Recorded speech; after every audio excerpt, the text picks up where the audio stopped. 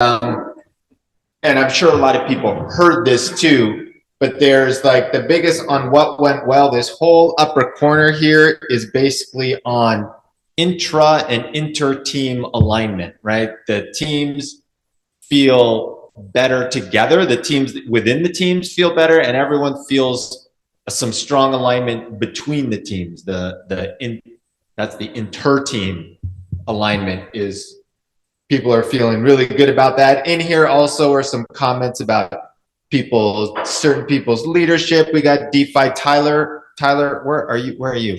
I don't know if you caught it when you were on Zoom, but many people were appreciated you doing the temporary marketing work stream lead and what you've done with operations and working with DeFi in particular on the release process. There was a lot of that came out during people's what went well.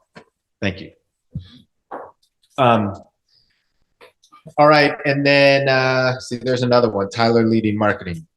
And then up here, so a few on the governance process. This is just a little bit like work streams, org structure, global team, marketing. So basically, it's almost the whole first top half. And then down here, we have a little bit on TMDC, work the budget optimization. People were happy with the result. I heard a general theme on the whole budget optimization of happy with the result, would have liked the process to have been cleaner and better. Here's again product slimming down. That's on like the optimization stuff. Oh yeah, that's right. And then lean, people being lean. Where's some of those other comments? There were other comments about engineering being lean, product slimming down. So that was another theme, was that people again here liking the leanness of the organization right now, really matching the environment. Just not so on the what didn't work so well, the process of it was a little ugly. And I think there was some recognition also that we are new, we're figuring out how to DAO it because no one else has ever done it before. And I want to validate that too. That's kind of my experience, is that, and I was, had some, I was involved in some of those discussions in the community and in one-on-one conversations, and I'm really glad we did what we did. And I too would, I mean, I even see the things that I could have done to maybe influence things a little differently to make it a little better. And then also, I think we have to give ourselves all a little bit of forgiveness or something of we're really doing the best we can. And it was difficult for a while there. It was really tricky. And I think the key lesson for me about it is this staying connected to what we think, but also making sure we're connected to the others that are impacted by our actions, even if we don't agree, that we understand perspective and we try to include that perspective as we execute whatever it is that we need to do or whatever governance has given us the permission to do. It's that inclusion of everyone, as many perspectives as we can hold at the same time, that I think makes some of that turmoil a little more bearable. It doesn't rid ourselves of the turmoil, however. That's kind of on the what did not work well, where I'm segueing into. We have two comments here, diversity of opinion and DEI. So these are different, but I think also related. And it's interesting because just this morning, I went to Diggy and said, "Whoa, Diggy, you're the only woman in this whole room. How many women are on Zoom?" None. It wasn't Arena. We did have Arena. Okay, that is a huge bias, and I just like we should all just be aware of it. I'm not saying we need to do anything about it. I don't think anyone, by putting DEI up here, was saying we need some kind of affirmative action policy or something. But it is something we need to be aware of, that there's a predominantly men making the decisions here and even executing on things in the DAO. So it'd be great if we could get some more diversity in, and then that diversity of not race, gender, and that leads to, related to diversity of opinion, or I'd call it diversity of thought, right? And that's this, what I was saying before about let's just make sure we're considering as many diversities of thought as we can, both those that agree and those that disagree with our own as we're moving forward. So over here is a whole bunch of stuff, mostly about old marketing. I put this like off the board because that problem I think is really solved, right? I mean, that was, what a shit show. And we totally made it through it. I mean, it's really, I think this is one of the things that's amazing about the DAO. The way we went through that, even though it got drawn out way longer than if there was some more centralization to control or cut people off or fire people or whatever it would be, I don't think it would have led to Tyler, ultimately through a couple iterations, Tyler taking over temporarily and being able to instill H. Payne as the workstream leader with the support that happened as a result. I just have never seen anything like that in a central organization. So I think that's one of the ways that this DAO, the resilience of it working through, slugging through that stuff, we really came out to a way better place as a result. So I put all that kind of over here on the side because it was something that we've kind of moved through already. There was one, what did we do well? Engineering bounties, but there's also 1, 2, 3, 4, 5 on the did not work well engineering bounties. So that's interesting that there's a little bit, there's some recognition that the bounties have some value. I think it's that external contributor, like we're a community. We do want to, never was his point, we do want external contributors to be able to be a part of it. How they do that from an engineering perspective, I think is where we're figuring it out, and there's maybe some disagreement about it as well.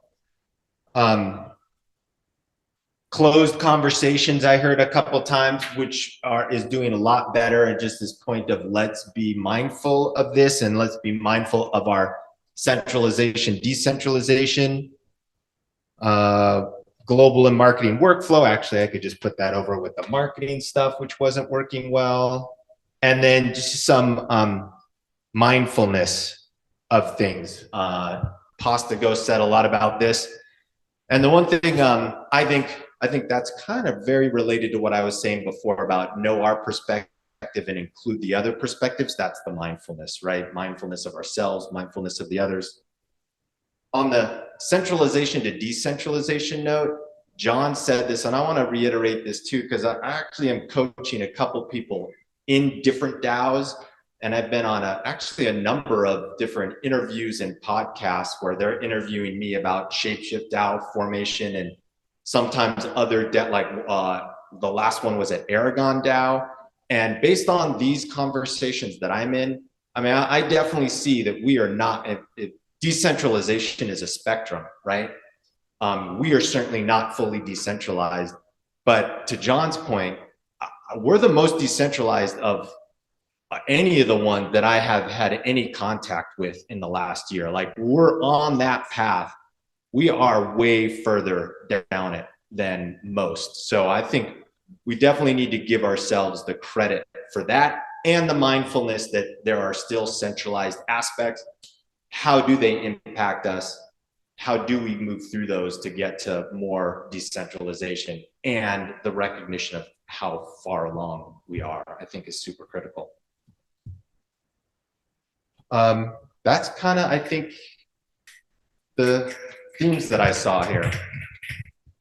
Okay, so next is actually, are there any, from the theme standpoint, are there any comments that anyone wants to say now? We're gonna, as I mentioned, we're gonna go through some presentations now that will also provide feedback, and then we'll have some working groups. So I would, I'm ready to, I got my marker. If anyone noticed anything about what I said that you think could use some further discussion, it might get something that we do later during this retreat, maybe not. But if you notice anything, can you tell me now? And I'm going to start keeping track of things here. Nick. Yeah, regarding the last point,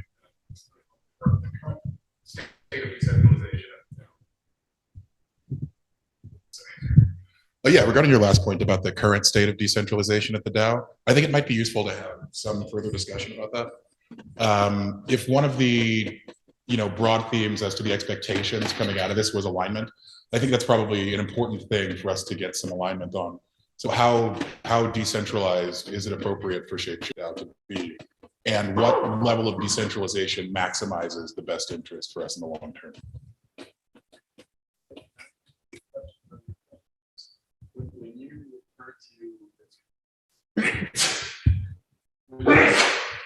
When you refer to the level of decentralization, I'm not sure I fully understand that. If I look at this from a high level, I would say that you must be fully decentralized in order to survive long term. Is there another iteration of decentralization that I'm missing that you're referring to? Take the mic back. I think there do exist some centralized structures in the DAO that are very likely vestiges of structures that were useful at centralized ShapeShift. I do understand the motivation for keeping those around. At least as far as I'm aware, we haven't had a public discussion on those motivations and whether or not that's what it is that we want to do. So when I talk about the level of decentralization at ShapeShift DAO, I'm talking about structure and distribution of authority and those kinds of things.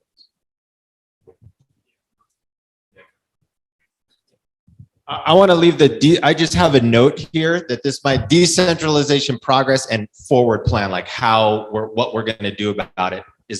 You want to say something more about that? Sure. I just don't want it to be I don't want to enter into a discussion about this right now. Okay, don't want to go too deep. This was one of the things that we had as on the back burner, and I agree it'll be important to look at kind of where we are. And there's two competing things, right? They're focused on building out the product, and then we're also focused on getting to full decentralization. And sometimes those priorities kind of compete with each other. But there are very real things points of centralization that we're aware about. And I think it would be valuable to kind of go through those, acknowledge them, and figure out what is the priority right now. Like, should we really focus right now on decentralizing some of these things? Some of them we don't even really know how to decentralize yet, like App Store management. Yeah, I think it's a great topic. One other thing, I wanted to just give a +1 to the themes on from what Scott had mentioned around healthy skepticism. That is one of the things that I've seen the DAO really improve on. I think all DAOs during the bull market were just like approving every proposal because we just wanted to grow as fast as we could, and everyone was doing that. We definitely fell victim to that. But since then, I know Ocean's been a big proponent of this too. Healthy skepticism and really making sure that we're doing due diligence and asking questions. Sometimes he does it not even necessarily because he wants the answer, but because he wants to promote this culture of asking questions and healthy skepticism. And a big part of that isn't just being comfortable in asking those questions, but also on the flip side, taking that feedback into account. I know we saw some examples in the past of some leaders that could not take constructive criticism, and somebody would ask them a question and they would turn it into a personal attack, and that's toxic. That is so bad. And so I think we're doing a lot better about that, but it's a two-way street, and we all need to trust that if any of us are giving criticism or giving feedback or asking questions, that we're on the same team. And I thought we saw a great example of that this morning with the appreciations and needs. Like, all these people that I appreciate so much, I really had to think about it sometimes, but it's like, there's always room for improvement. And everyone who I gave that feedback to agreed and said, yeah, I agree. That's an opportunity for improvement. And that's pretty amazing to see. That's like a functional organization. And if we're not doing that, it's dysfunctional. So big +1 to that. I'll follow the instructions, and I'll add just the bounty process as one thing that clearly has come up a lot, and I think is worth really looking at what hasn't gone well, which we've acknowledged. What can we do better? And is that a priority right now? Do we think it's important enough that we should prioritize that right now? Or does it make sense to not focus on bounties and continue building as much as we can internally for the next 6 months, let's say? All right, who's up next? John? I was going to keep going on the other topic, but I feel like we can down on it. Great. Okay. Pt.2, you're up. So I wasn't able to be here before, so I have a couple points I'd like to add for what went well and didn't get well, and then add to the parking lot as well. So something that I thought went well has been at least the number of proposals that we've had pushed through. I feel like the engagement on those has been low, as Willie was just saying, and I think finding a way to promote engagement that is valuable and not just engagement for engagement's sake is something that would be valuable for the DAO going forward. And I think Ocean's got a really good idea of just asking the questions, whether or not that's an answer he's looking for is a good one. But I think that that could be improved upon for everything. I know like my recent one for the 3,500 to LP to get our higher revenue share didn't really have anything other than 3 people said they support it. And I would have liked to see either, people didn't like it or didn't want it to go through, maybe posting on that. So second thing, I think that we've had a lot of opportunities that we've gotten that haven't necessarily come through and gone well.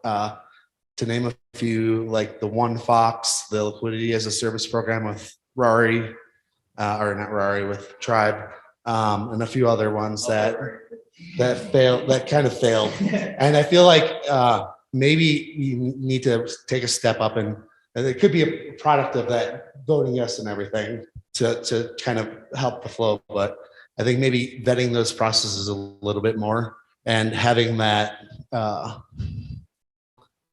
healthy discussion as well as governance about whether or not we should be taking on those opportunities. I know I've seen the numbers in a lot of the calls recently dwindling. I think, we've gone from maybe 40 to 50 people per call, usually for that P word that we can't say anymore, right, Ryankin?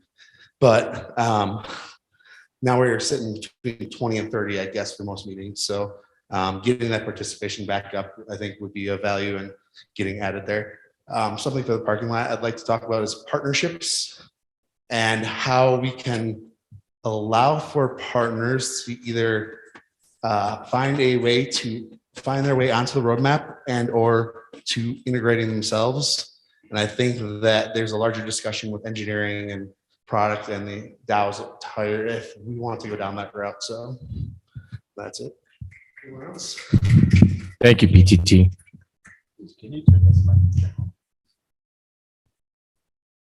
Something that'd be good to see while we do have Scott today is maybe a preamble or a ramble, or just your high level perspective to share your thoughts more on the risk management and fiscal responsibility at a high level.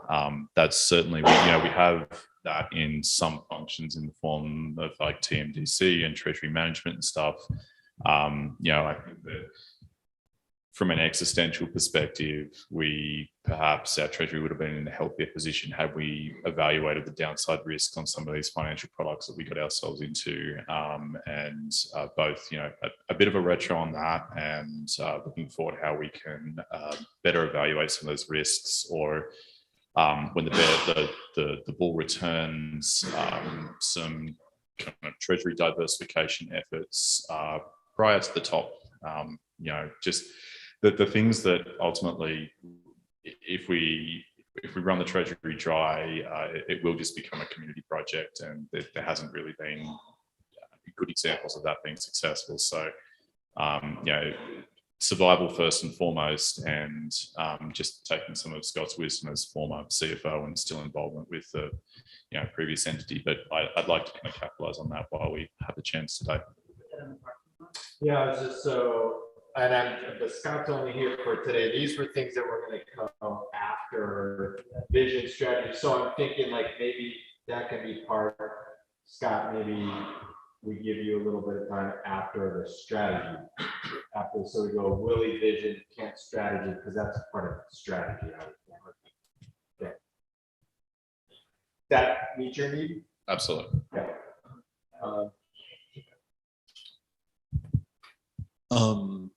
One of the things that I saw out of a lot of what went well, that's like maybe a theme that maybe wasn't voiced, was we've really had to pivot to actual database decision and metrics leading our strategy. And I think that we had a lot of time waffling around and saying it was hard to get metrics on things, or that just being in a DAO was difficult to keep to a budget or know how many users we had or any of those things. And I think we've proven that you can start small and snowball into successful models for that. And I would love to continue the conversation on how we can make data even more important than it is.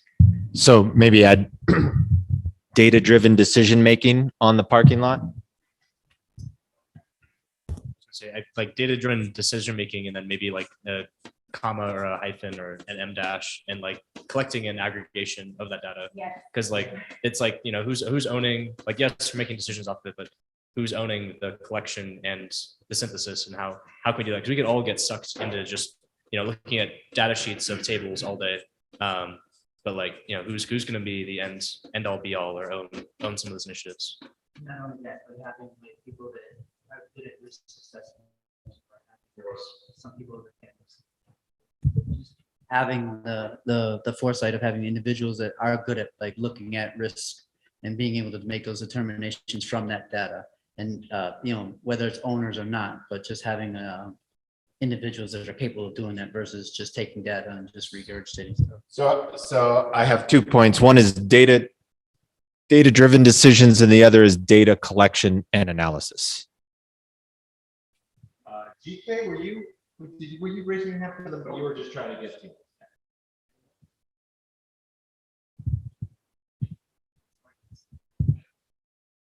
Yeah. Do you think, is that part of SMART goal? But yeah, SMART goals is something across all the work streams. And this is something I was talking to Ocean about, but identify like 3 to 5 SMART goals that cross the work streams that we can all align and get behind. So doing our best to come up with them, and then working with Ocean to finesse them so that they like really fit the SMART structure.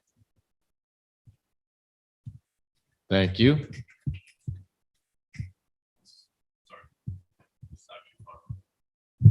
What open source software is, what it means, how it's relevant to us, and how it relates to like the bounty process, partnership, SMART goals, focus, work in progress, all that stuff.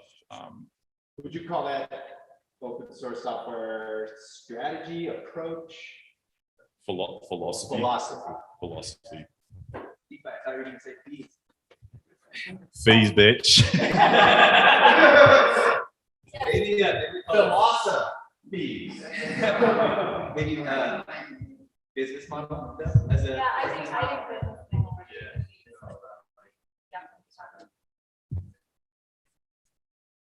So I don't really have anything to add to this. I just want to mention that Sai was also in the Zoom call before as a form representation. Oh, thank you.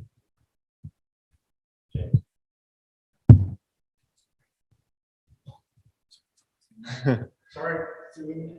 Okay. All right. So this can continue to grow. It's not like this was the only chance to add anything here, right? So let's move to the next. I think time check, right? We haven't taken that much time. Yeah, we're 45 minutes in. So Willie, you ready? Let's do it. Is the camera facing this way? Camera's facing this way. So I'm gonna- Cool. If you guys want to follow along on slides, we're going to be screen sharing in Zoom. So there's some pretty images to go along with the presentation. So invite everybody to join on Zoom to follow along with the slides. For anyone who is in Zoom, can you guys still see the slides right now?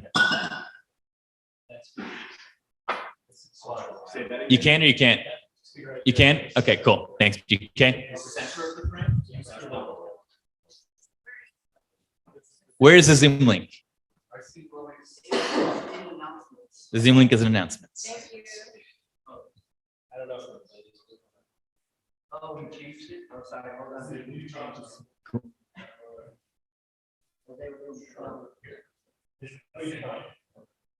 I see you. You see it? Okay, cool. It's an announcement though, right? I'm posting in general right now. All right, let's talk vision. It's my favorite subject. It's a really interesting subject too, as a DAO. Typically at a centralized organization, you have a CEO, and it's kind of the CEO's responsibility to define that vision and get everybody behind that vision to rally behind it, which is great. And we were really lucky at ShapeShift to have an awesome visionary, Eric Voorhees, who always kept us very focused and rowing in the right direction. And it's important to acknowledge that the vision changed. It shapeshifted quite a few times over the years, but we always stayed true to those original values. So now as a DAO, what is our vision, right? And it's certainly not up to any of us as individuals, but it's really like a collective of all of us. We all have our vision. There's a ton of overlap, but there's some slight nuances. And ultimately, at the end of the day, it's up to the community. And the vision is a collective of all of our unique visions. And so today, I want to take the opportunity before we dive too deep, just to take a look at the vision when we started the DAO and acknowledge how we're doing so far, what we've learned, what we could have done better, and give the opportunity to everybody to give feedback on the vision, propose alternative visions, evolutions to the vision. Maybe we just decide to keep focused on that initial vision. But yeah, now's the time for us to acknowledge that and to have a discussion around it. So I've done my best to basically put together some slides. It's a very MVP slideshow because, again, this vision might change today. But yeah, it's a culmination of like what I've heard from all of you. And I've been updating the slides this weekend as I've heard little tidbits. I'm like, oh yeah, that's a key piece. So I want to talk a little bit about where ShapeShift has come from, where we are, and where we're going, or at least our current trajectory. So I'll start with this beautiful timeline of ShapeShift since inception. So ShapeShift first launched in 2014, and it was the first way to trade crypto from your own wallet, non-custodially. It started right in the wake of Mt. Gox. And it was a big hit. People freaking loved the original ShapeShift product. And ShapeShift very quickly became known as the way to swap crypto from your own wallet. And for wallets that wanted to give that experience to their users, ShapeShift was the API to integrate. And we became very well known and beloved by the industry as oftentimes the first place to access new innovative assets like Ethereum and DAO tokens. And in fact, we were one of the first exchanges to launch Ethereum support. Things were going so well that ShapeShift started working on some other stuff. We acquired KeepKey, ShapeShift launched CoinCap, and launched Prism. We were growing very quickly, and a lot of these things we needed to build for ourselves. But really, I would say nothing ever quite got as good product market fit as that initial classic swap. And so 2018 came along. This is right after the 2017 bull market. ShapeShift, I think, did about $1 billion of volume in December, January, and was incredibly profitable. Just the revenues we earned from that were enough to cover our costs throughout the entire 2018. But at the same time, the regulations had evolved around crypto, and it became clear after millions of dollars of legal fees that in order to continue operating in the United States, ShapeShift had to implement KYC. And that absolutely crushed our trading business. And around the same time, I don't know if the vision happened before or afterwards, but Axiom, which I don't know if you guys have ever heard that title, but beta.shapeshift.com originally was going to be called Axiom. It was going to be just yet another product that ShapeShift launched that was going to be separate, have its own kind of separate team, but it was going to use a lot of the other pieces of ShapeShift, the classic exchange, the KeepKey. Initially, beta.shapeshift.com was an interface to KeepKey, CoinCap for price data. And at the time, it was really needed. There was not like a lot of single interfaces where you could actually manage your whole portfolio, do trades, and see this price data, and connect hardware wallets specifically. Ledger Live, I remember, launched like right when we were in the middle of building this, and we're like, oh shit, that's a competitor. They're thinking the same way that we're thinking. And yeah, we launched that and never quite got, I would say, strong product market fit. But at our peak, we had 150,000 monthly active users. We were doing 50 million in volume. Things really started picking up when we integrated the decentralized exchanges. One of the biggest requested features we had was to launch a mobile app. I don't know if you guys know, kind of the original vision for the mobile app was to make it the easiest way to get started with Bitcoin. Because even places like Coinbase, like you had to KYC even to just receive Bitcoin from your friend. And we saw an opportunity to make it super easy for someone to come in, sign up with an email and password, get some free Bitcoin, which of course we had to stop because that was almost too successful. And originally part of the vision too was to be able to easily start earning yield. That was like one of the big things that Eric presented to us and we all got really excited about. If you could just get started in a couple minutes, get some Bitcoin and just deposit some stable coins and see number go up really easily. We thought that was a great opportunity, but it never ended up making it into the app. we embraced DeFi in so DeFi summer 2020. We really saw that and we're blown away. And we saw that decentralized finance was a real thing. It wasn't a fantasy, but it was possible, and that it had huge potential, and that these DEXs and DeFi protocols like Uniswap, they were achieving the original vision even better than ShapeShift was. So we embraced that change. We integrated the decentralized exchange protocols. And after that, I think we really started to see traction pick up. We were seeing really healthy growth throughout 2021 once we started integrating 0x and ThorChain and Sunset, the trading engine. At the time, one of the things that we were really excited about, the finance team had put together some projections based on all the TVL we had, all of the assets in orbit, which is the term we use for assets that were held on wallets that were connected to the app. And it was billions of dollars of crypto. And we weren't seeing a ton of trade volume, even though I guess we had like 50 million at the peak in 2021. But we saw an opportunity to give users the ability to earn yield. And we thought that that could be the best revenue stream. But around the same time, we decided to focus pretty much all efforts. We had just put together kind of a whole roadmap of where ShapeShift was going to go, not knowing that we were about to decentralize. And we made the decision. We thought the best way to achieve ShapeShift's vision was to transform into a DAO, to airdrop Fox tokens to our community, and to decentralize. And so we started focusing on that. And in July 14th, 2021, we launched the DAO. Okay, so that was a quick rundown of where ShapeShift came from, which I think is valuable. And then when we launched the DAO, we basically came up with this vision and we gifted it to the community. We said, here's a vision, but going forward, it's up to the community to decide if we want to evolve this vision. And ultimately, the community was very aligned on this vision. I don't know if you guys saw we did a product roadmap proposal in September, and I borrowed a lot of slides, these next slides from that, so we can kind of show the exact vision that everybody aligned on and that we've been working towards over the past year. So the vision that we aligned on was that we envisioned a borderless financial system built on open, decentralized protocols. And our mission was to be the pathway into this borderless financial system, an open source, multi-chain, self-custody crypto platform, enabling billions to achieve financial sovereignty. Pretty dope vision. And the problem that we communicated to the community, this is how we communicated at the time, and it was kind of twofold. On one hand, custodial crypto is centralized, and inherently that makes it risky. It's burdened by regulations and fee-ridden. And something that obviously we know all now is that it requires trust. And time again, these incumbents have proven that they cannot be trusted. But on the flip side, non-custodial crypto isn't perfect either. It's risky, it's difficult, and it requires multiple wallets and tools. And so the solution we identified was to build the ultimate interface to the decentralized universe. And we thought from first principles, what does that interface look like? Clearly, no one's built it quite yet. There's still a huge opportunity. And being the ultimate interface to the decentralized universe is a great place to be. So what does that look like? And from first principles, we agreed that it's non-custodial, but not just non-custodial, that it supports multiple wallets. Ledger Live is great, but it's never going to be the ultimate interface to the decentralized universe because it just supports ledgers. Multi-chain. And I think, yeah, I don't think I have a slide for this, but really, ShapeShift has always believed in the multi-chain future, and we're seeing that proven out. But more so, it's not just multi-chain, it's multi-wallet, and it's multi-protocol. And so that's something that we've always embraced, and that was a big part of the solution that we envisioned. Open source. Of course, the ultimate interface to the decentralized universe is not going to be some closed source app. And we've made great progress on that over the past year. Community owned. This is huge. Obviously, the ultimate interface to the decentralized universe isn't going to be owned by some private group. It's going to be owned by the community.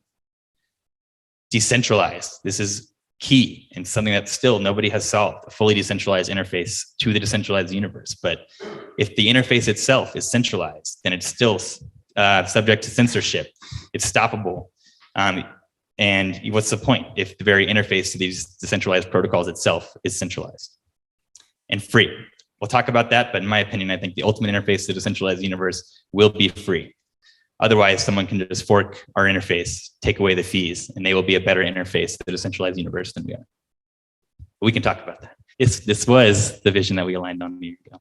I added this one too, because we didn't have a slide for this, but this very much was part of the vision, being an aggregator and recognizing that It's not only do we need users to be able to access a single protocol, but there's huge value in being able to aggregate all these different protocols into one interface, one unified, optimized user experience, where users can get the best rates across decentralized protocols, access the most options for on and off ramping via aggregating fiat on and off ramps, and DeFi protocols.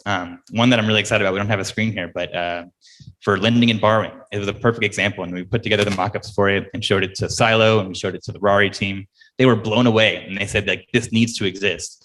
Because right now, again, like there's several lending protocols. And in order to know who has the best rates, like you need to go visit all of these different interfaces. And we can make it much easier by letting users say, oh, I want to use this asset as collateral and I want to borrow this asset. Okay, which of the DeFi protocols is going to give me the best net APR?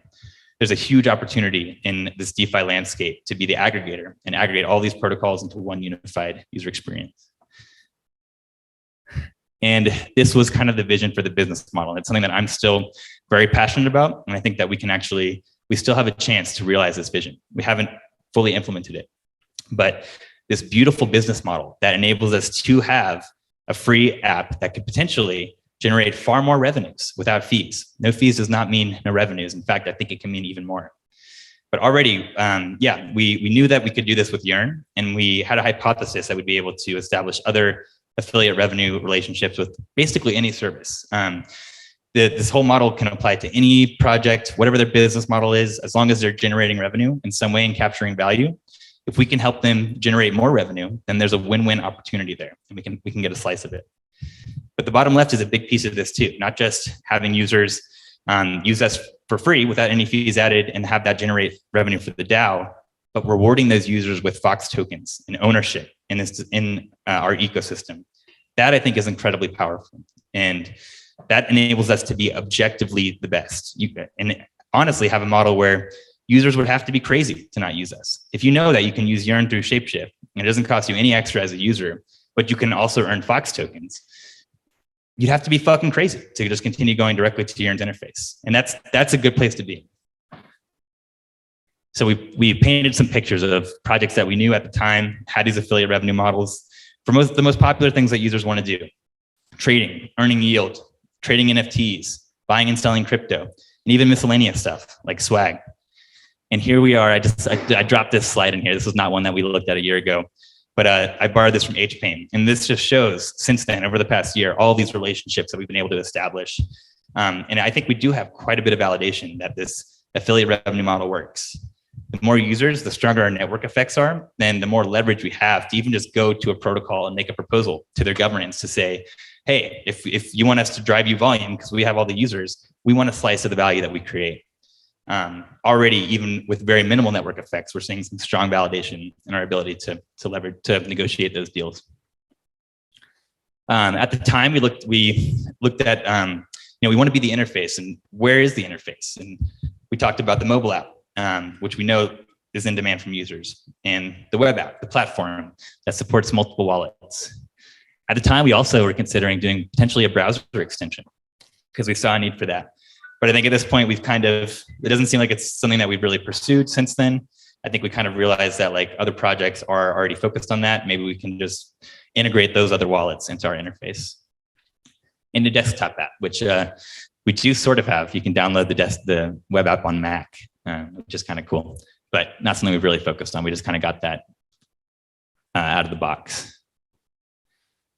We talked about supporting all these different chains. And I remember some notes that we had from the original presentation was also potentially being the default wallet for a lot of these blockchains and for new blockchains. Right now, it's like, as you guys know, a lot of these blockchains have their own wallet that they build and maintain. And as we know, it's a lot of work to build your own wallet. And potentially it can we can provide that to these projects, because in order to be a good wallet these days, not only do you need to do the signing and secure the keys, but you got to have fiat on and off ramps. You got to have bridging. You have to have trading functionality. And that's a lot for a protocol that's focused on a blockchain to do all of that. So there is potential for us to be the default wallet for a lot of these chains, which can be a great place to be. And again, why would they not pick us? It's open source, it's free, it's community owned, and soon fully decentralized. And they get Archeo. We talked about network effects. And I think, to me, the network effects are the best competitive advantage that a decentralized open source project can have. And so what I'm always thinking about is how can we maximize those network effects? And it's a big reason why I'm a proponent for no fees, because if we can be known as users as the best way to interact with the decentralized universe, we can capture a lot of the users. And every user we capture makes our network stronger, and it makes it more compelling for dApps to come integrate themselves. Like it should be a priority for these dApps to come integrate themselves with ShapeShift, or to put a bounty up from their treasury. And the more users we have, the more dApps we have, the more users that will attract. And the more users that attracts, the stronger negotiating power we have in establishing these affiliate revenues streams and getting these projects to come integrate themselves. So it's a beautiful flywheel. And if we can minimize friction and build the strongest network effects, that I think that's an opportunity we have to be the best and to not just get there, but to defend that position. As an open source project, anyone can fork our code, but they cannot fork our community or our network effects. So this is what Fox Token looked like when we did this presentation in September. It was right before we had sunset a lot of the centralized utilities that we had built for Fox Token. But we still have a few of these. We've got Fox Farming. Fox Fuel is gone. That was a program where we reimburse users who held Fox with more Fox tokens to cover their gas fees. Rainfall's gone, but Foxy is somewhat similar. It's basically a way to hold Fox and earn more value. And one thing that we do not have right now is free Fox, the ability to earn Fox by doing trades. But we do still have the governance benefits. So I think part of the strategy at the time was that, we acknowledged that it was up to the community to decide if any of these are important and whether or not to prioritize them going forward. We built Foxy, and Fox Rewards is something that is on the roadmap, but instead we prioritize getting to parity and building some a solid foundation in a product that can stand on its own without the need to incentivize people to use it. We talked about Fox Chain too. So Fox Chain was something that we knew at the time was going to be a big part of our vision and necessary for us to fully decentralize. And we realized not only is this going to be valuable for ShapeShift, but we're one of the first dApps that are pushing for full decentralization. And it's likely going to be valuable to a lot of other interfaces as well who want to be fully decentralized. We talked about the dApp store, and it's something that we've been considering for a long time at ShapeShift. And a big part of why I think the dApp store is important is because there's so many different, and here's a sneak peek of what the initial version of the dApp store will look like in ShapeShift. I think we can do a little bit more work after this V1 to break stuff down into categories, add a little bit more metadata. Eventually, even we have an idea to potentially do decentralized ratings and reviews, which could be very valuable, so that people can discover these apps and have trust on which of these apps are good or not.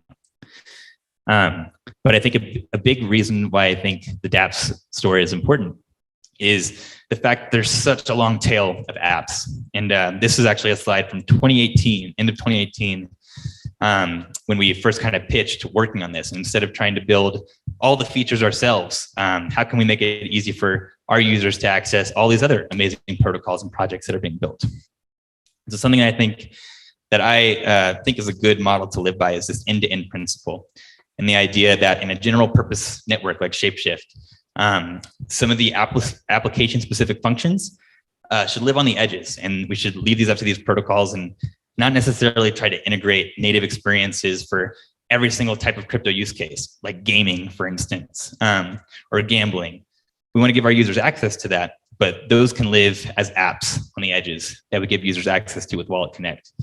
And instead, we can focus on native experiences, at least initially, for the core functionality that applies to the majority of users. Things like buying and selling, trading, earning yield, sending and receiving, viewing your entire portfolio.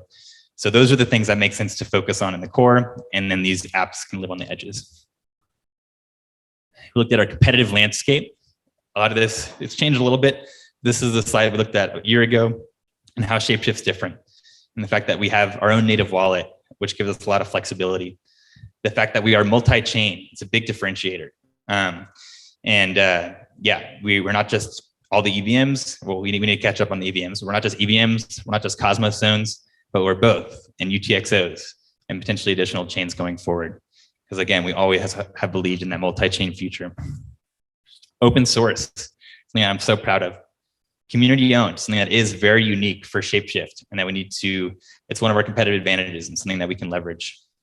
Free, something that is unique right now, and decentralized, something that we are working towards, and that we're, I think, further along on than each of these competitors. And here's the roadmap that we presented and ultimately made a proposal for about a year ago that the community aligned on. So this is the roadmap, and looking through this now, that pretty much all of these things I think have been completed. Osmosis trading is close, but yeah, we've aligned on this roadmap and we executed on it. All right, and where are we now? Let's check out this beautiful app that we built, and let's see what we've got and what we've accomplished over the past year. First of all, we got to parity, and a couple of things were skipped there, but not only get to parity, but we also ripped out the entire backend, which is a huge feat. We open sourced everything. We cleaned up the code and established standards and abstractions in a reusable component library. And we hugely leveled up the code quality and the consistency and the ease of adding new features, which is absolutely huge. Not only do we have parity, we support more wallets. And with ShapeShift native wallet, we also evolved that quite a bit. So before you could only create it on mobile with email and password. Now you can create one on web, and you can import a wallet, and you can have multiple native wallets saved. So the native wallets leveled up a ton. We added Yearn, which is huge and didn't quite pan out as we hoped it would yet, but we wouldn't have known that if we didn't at least integrate it. We added Cosmos staking as well. So in the same interface, so you can earn yield on Ethereum assets with Yearn and now Idle. You can also stake your Cosmos and soon more IBC chains. Foxy is huge. We launched Foxy, which is the DAO's main way of sharing value that it creates with its token holders. It could potentially be extended to other DAOs and tokens as well with Yieldies. We integrated CowSwap, which is the best way to trade Ethereum assets. And in that same interface, we've got Thorchain integrated, which is part of parity. We've got name services. So if I had a .eth, you'd see that up here. You can send to .eth. That was like a huge missing feature in the legacy app. I'm so happy we finally have MetaMask. That was something that we wanted to add for years, but tech debt held us back from actually being able to prioritize that. And finally, we have MetaMask, and it's one of our top wallets, along with Wallet Connect, which is another huge upgrade and gives us 175 different wallets. So we have a solid list of wallets supported here now. Wallet Connect Part 2 is super close. We could go turn on the feature flag for that. But that's going to be, again, a huge level up, and finally is going to give ShapeShift users, the native wallet users, and the Keep Key users the ability to access all these different apps that they haven't been able to access. And if I had to pick like a reason that we've lost, one of the main reasons that we've lost users, I'd probably pick two. It's being behind on these EVMs, but also not letting these users interact with the decentralized universe. It's been a very gated community, or gated walled garden. And soon we're finally going to be over that hump. And yeah, like one of the main reasons that I can't use ShapeShift sometimes is because I want to go use these dApps, and I can't currently do that through ShapeShift.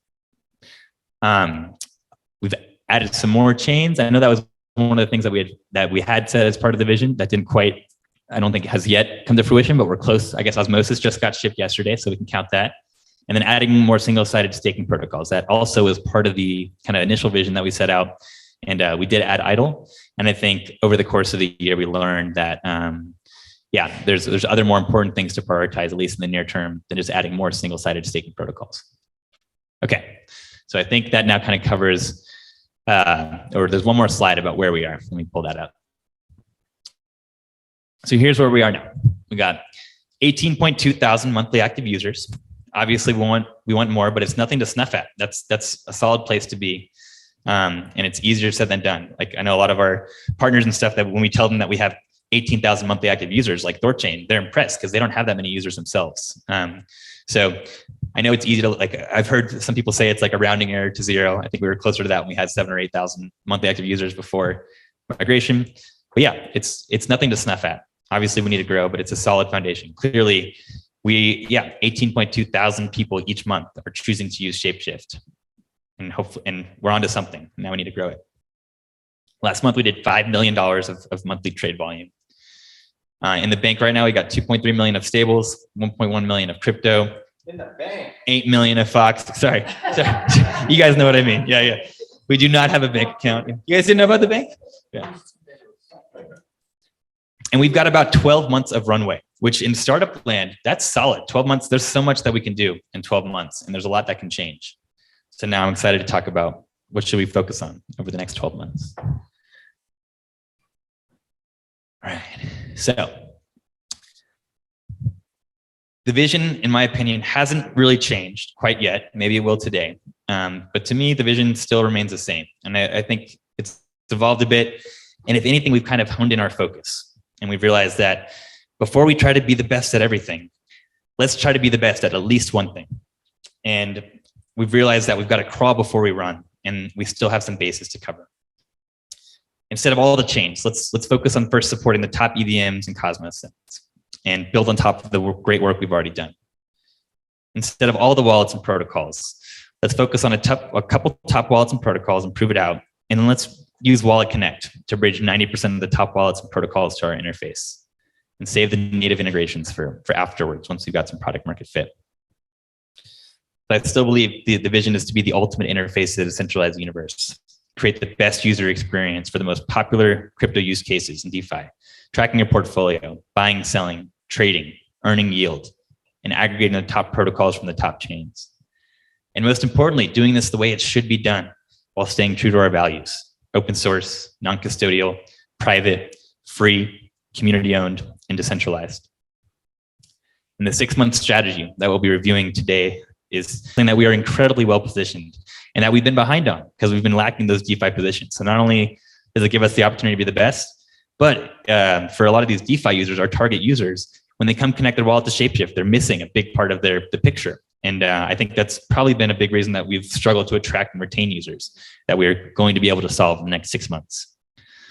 The best place to do EVM stuff and Cosmos stuff. And this goes back to John's point too, of sometimes you got to go where the puck is going. And Cosmos and that ecosystem is definitely something that we think is poised for growth and where there's a lot of opportunity. Right now, Kepler is by far the leading wallet and interface to the Cosmos ecosystem, but it's just Cosmos chains. And there's a lot of users, I imagine, that are using Kepler that have some Bitcoin, they have some Ethereum, and they have to use multiple wallets and interfaces. So just being the best place where you can do both great stuff on Ethereum land and Cosmos land in one place is a good place to be. And it's something that, again, we can be the best at that in the next 6 months. The most private and decentralized interface to the decentralized universe. We'll see how valuable this is, but this is something that we are on track in the next 6 months with the launch of Archeo to be fully decentralized and privacy. These are two things that have been very hot themes lately, and that fortunately we've been headed for this puck for over a year now. And we'll see how valuable this is to users, but certainly we're going to be the most private and decentralized interface to the decentralized universe in the next 6 months. Best place to earn decentralized yield across chains. This one's a little subjective, but we've got Thorchain savers coming. We've got Cosmos yield earning opportunities. We've got Ethereum yield earning opportunities. Here's what I think can really make us objectively the best. No fees and Fox rewards. If we can do all that and we can say, hey, this open source platform gives you all of this, we're not going to ever charge you any extra, and users can just trust that if they're using ShapeShift, they're not paying any extra fees, and earn Fox by doing that and by generating revenue for the DAO, we can objectively be the best and have a very defensible model. So that's what I get excited about. And again, that's on the table for us in the next 6 months. If we try that out and it doesn't work and users don't care that we're the best way to use these, then I'll be much more open-minded to trying fees out. But I think it's too soon. I think still we have the opportunity to try and make this work without fees. And that if we can't do that, that's something that hasn't been done before and that will be the best and create very powerful, sustainable network effects. So I want to give it a try. So what's next? Adding more chains. Specifically, we're focusing on adding more EVMs initially, which I think makes a ton of sense. Clearly, it's where most of the DeFi activity is happening right now, and I think is one of the kind of, again, features that we're missing, but also Cosmos zones. And fortunately, we're in a good position to be able to now add these EVMs and Cosmos zones much more quickly and easier than before. Simple yield. This is something that we've identified as another opportunity. We don't want to give up on the yield stuff just yet. We think we can do better. And we think part of where we've fallen short was still making it a bit tricky. With that first year in integration, we had a lot of like LP tokens that our users couldn't access from our own interface. And we're not super surprised that we didn't see a ton of deposits there. but adding thorchain savers vaults to give users the ability to earn yield on their Bitcoin, Doge, other assets that right now don't have a source of yield in DeFi. Yield EV2s potentially, and or simple DeFi. This is another project we just talked to that potentially could be the last DeFi integration we do for EVMs, where we build one final integration. They let users zap in. So it's pretty cool. You can go from like ETH or BSC or Avalanche, whatever the native token is, to a chain directly into an LP position staked in a farm. And they're not just doing farms. That's initially kind of what they focused on, but they want to do all these yield sources. And they're very eager. We had a conversation with them just yesterday with DeFi and Gomes. Diggy and I chatted with them. Pt.2 had made the connection. Initially, T-Shifty introduced us to them. What's the name of the former Fox? That Rich. Yeah, so Rich, a former shapeshifter, is one of the founders there. So we're exploring it. It seems like it could be one final integration that will give us a growing number of DeFi protocols across chains, so that every one of these EVMs that we launch, we will have a source of yield for users, and they have affiliate revenues. They're happy to pay affiliate revenues for all of these. So we see this as potentially one more yield integration that can give us a lot of returns and another revenue stream. And then if we can't make it work with that, we might revisit it, but we think there's still some opportunity there. Displaying DeFi positions, we mentioned this one earlier, but yeah, just using like the Zerion SDK, for instance, the DeFi SDK, to show users the DeFi positions they have that currently they don't see when they connect their wallet, giving users a comprehensive view of their portfolio. We think we can actually do this better just in terms of UI UX than Zapper and Zerion are doing. I'm pretty confident that we can, but alone, doing that along with supporting other chains is going to be very valuable. Bridging plus swapping, enabling users to easily move between these different EVMs, we think is key. Full decentralization of the app happening in the next 6 months with Archeo. We'll see how valuable that is to users, but we're down on it. And Fox rewards. These are the features that we've identified over the next 6 months that we think will be most valuable for us to focus on and can potentially move the needle significantly, even in a bear market. And we'll dive deep into these in the roadmap section. All right. So decentralization. This is one that we might want to put a whole parking lot topic on this, because it's happening. And in the next 6 months, we are going to have a fully decentralized app. And like, why is that important? It's important for censorship resistance, trustlessness. Users, there's less trust required when you're trusting a decentralized network or application. It's more resilient. It's unstoppable. I think probably one of the most important things that comes from this is that the community really has the ability to DAO whatever the fuck they want, and nobody can stop it. And it's cool. So we'll see. This is one of the things I want to dive into. I'm very curious because this is happening. Like, once Archeo goes live, will the app be fully decentralized front and back end? Like, for example, will users in sanctioned countries be able to come to ShapeShift and use it without anything breaking? And will users care about that? It's one of those things that I could see users not necessarily caring about until it's too important. So maybe we do this and it doesn't bring us a lot of users. Or I could see a lot of millions of users potentially really caring about this. This is one of those things that could be anywhere from 0 to millions. And I want to understand, is the app, will it work for somebody who comes from Iran? Like, will they get pricing data? Will the data providers in Archeo need to have a flag that says, yeah, we will serve data to sanctioned countries?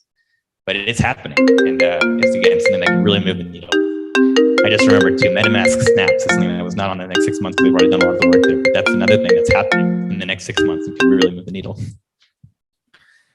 All right, the dApp store, that's happening. Do you want to say anything else there? I don't remember, but I'm really excited for that. And that's, again, once we have this initial version with Wallet Connect, there's some opportunity for us to, without adding in much load to the engineering work stream, to leverage the community to go get more metadata on these applications. The reason I remembered it is that one thing, once Archeo goes live, we'll also have the opportunity to launch fully decentralized versions of a lot of these popular apps interfaces. So like, that's one of the beautiful things about open source is it's permissionless, and we can deploy decentralized versions of any of these app protocols front ends that use Archeo. And we can, in our own interface, we can give users access to the official interface or to the decentralized version of that interface. That could either be on IPFS. I think Chad has mentioned potentially having that be actually one of the things provided by Archeo, where you can download from Archeo, one of these decentralized front ends. But yeah, I think that's a pretty exciting opportunity, giving users decentralized access to some of these existing interfaces from our UI, and also potentially decentralized ratings and reviews, signed messages on IPFS, that actually use on-chain data to know, has this user actually used this protocol before, and to weight those reviews. Something to consider, but potentially something that we can work on over the next 6 months without prioritizing it on the engineering timeline. To fee or not to fee, we'll have a whole conversation about this. So I won't go too deep into it, but you guys know my stance on this. Something I think is important to recognize is that fees alone are not a solution to our problem. If we were to turn fees on, it's not going to bring us any more users just because we have fees. In fact, I think it's going to make it harder for us to attract and retain all of our existing users. But even if we turn them on, maybe it gives us 1 month of extra runway right now. So meaningful, absolutely, but not enough to actually necessarily save us. It's not really a solution to our problem. As an open source project, the best competitive moat we can build are network effects. And if we can make our model work without fees, we can objectively be the best. And we can build unstoppable, powerful network effects that compound exponentially. So for this reason, I think fees it's just too soon. And I don't know if you guys have seen this, but here's just a cool diagram for what a sustainable fee model could look like. So a user generates $1 of revenue for the DAO. They do something like trading or buying or selling, earning yield, buying a keep key. The DAO, so now the DAO has $1 of revenue it can play with. Let's imagine that we trade 75 cents of that revenue for Fox, and we keep 25 cents of that revenue in the treasury. We can then reward a user with 50 cents of Fox, the user who generated that revenue, and we can reward Foxy holders with the other 50 cents of Fox. And if the DAO holds 50% of Foxy, it can earn 25 cents of the rewarded Fox. So in that model, for every $1 of revenue, 75 cents of Fox is purchased. 25 cents of revenue is retained by the DAO, and 25 cents of Fox is earned by the DAO that we can choose to do whatever we want with. The user who generated the rev earns 50 cents, and Foxy stakers besides the DAO earn 25 cents. This is just one example of a sustainable model for how we can actually capture these revenues and reward them to both the user, Foxy holders, and the DAO. Something I get really excited about too over the next 6 months, apologies for how crude this slide is, but the cycle where as we're rewarding our users with Fox tokens, we're turning them into community members. And if we can get those community members to actually contribute value, which they'll be incentivized to do either way, but we'll also have their attention.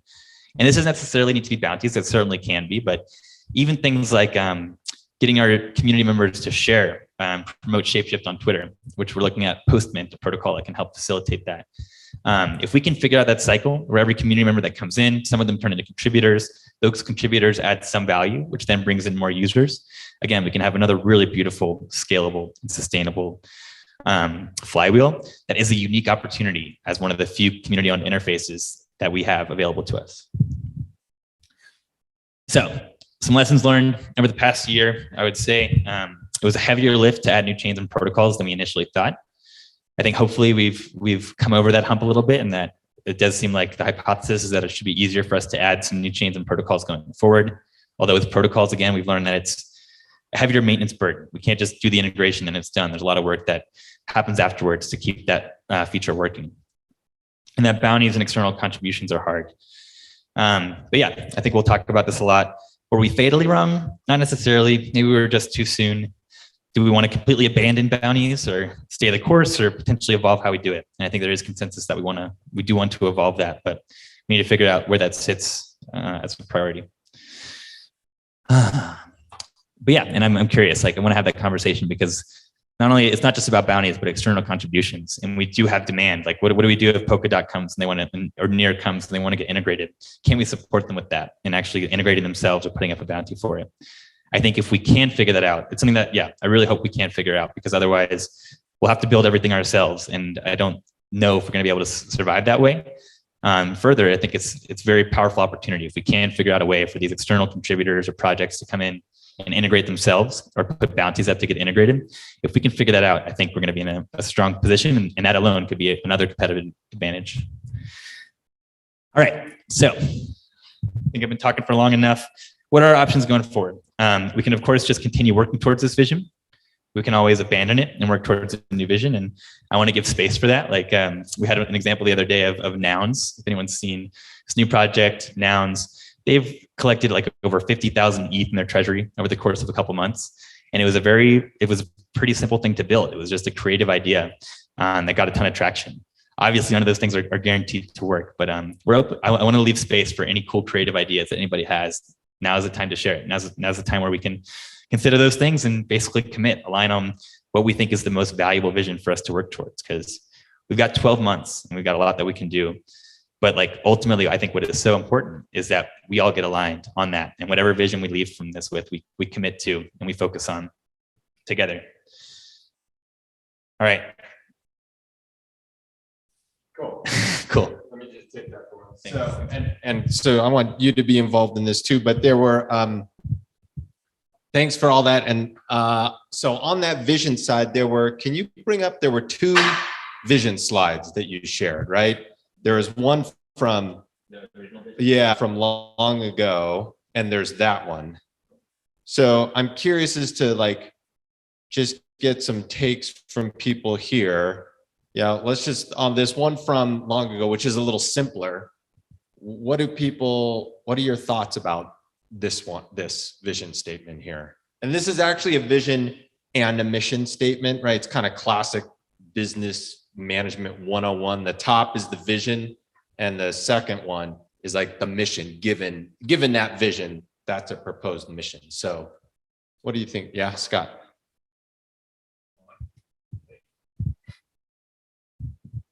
So when I see this, it's beautiful, right? It's really cool. But I have some questions. And a lot of my questions are related to what are we?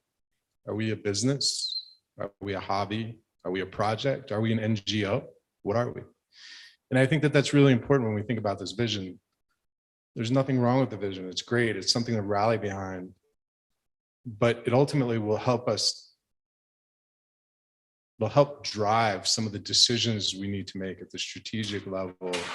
We start talking about fees and customers, et cetera, et cetera. Understanding who we are or who we want to be is critical in fulfilling this vision. I'm excited for Tim's strategy talk. Hopefully that's a bit more. This will be a perfect goal.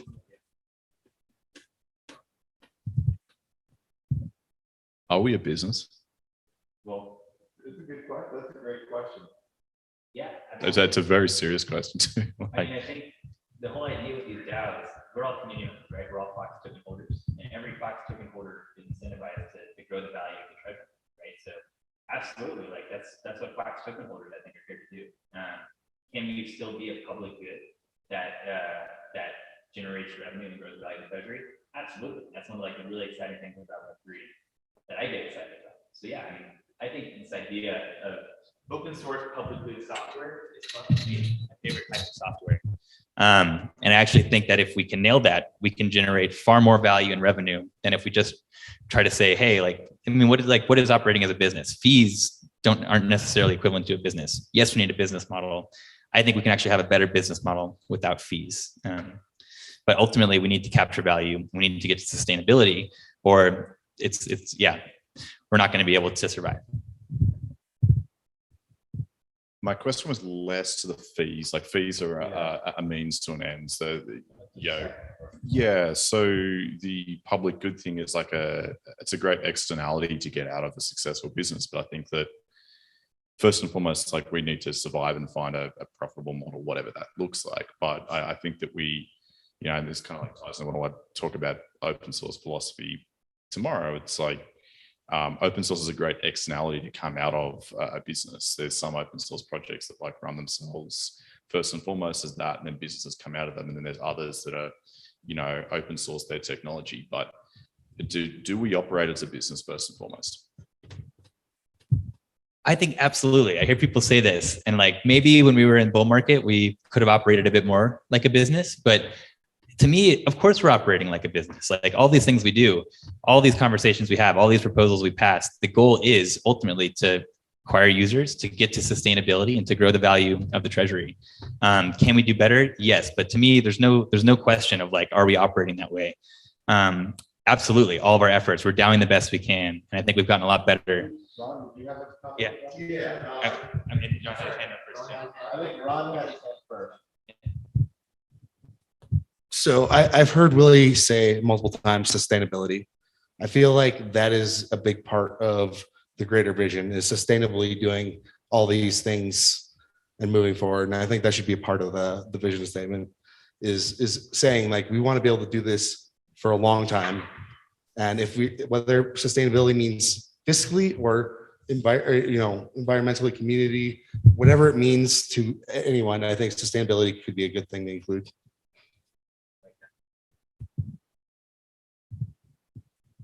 So one of the interesting things to me about a DAO is that it's not, and you know, hopefully with things like this, we get more into alignment, but it's not, one, it's not unusual, and this is not unique to our DAO, that different people have different views of what the DAO is.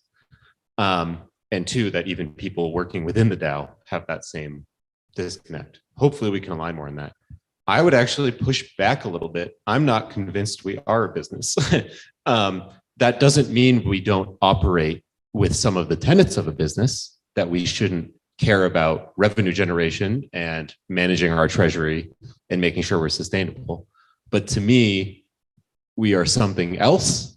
Maybe it's a business and, or a community and. To me, it's closer to a community-owned protocol that wants to be revenue generating and sustainable than it is to a business. And I know this term, like we are a business or we are not a business, gets thrown a lot.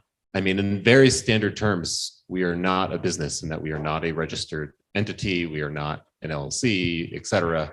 And I actually think that's something important about what ShapeShift is doing, is that we're trying to build something new that goes beyond just being a business. But that doesn't mean, and I want to be very clear about this, that I don't think we should care a lot about growth and revenue generation and other things that a business cares about. But there's a difference between we operate somewhat like a business on certain things and we are a business. And I just wanted to throw that out because to me, they're not the same. One thing that's coming up when we were talking about this that I don't see on that board is ecosystem. And I think we think of that as a business model and as a community, right? What we are is a sustainable ecosystem that's cyclical, right? So users come in, they generate revenues that go into the DAO then uses that to generate a larger ecosystem that is sustainable. So it's like a community-driven ecosystem or a community of other businesses and partners that then feed into the larger ecosystem of these are all the dApps we've integrated, these are all the chains we've integrated. It's a crypto ecosystem. And so that's at least my perception of it is, you know, the way the business model operates is it's one of those self-sustaining ecosystems where there's all these different elements that are allowed to flourish and they all, you know, have their costs and benefits, but they balance out and cater to one, to like the strengths and the weaknesses so that it's either net neutral or net positive as it can expand. So that was just sort of a word I wanted to throw up there.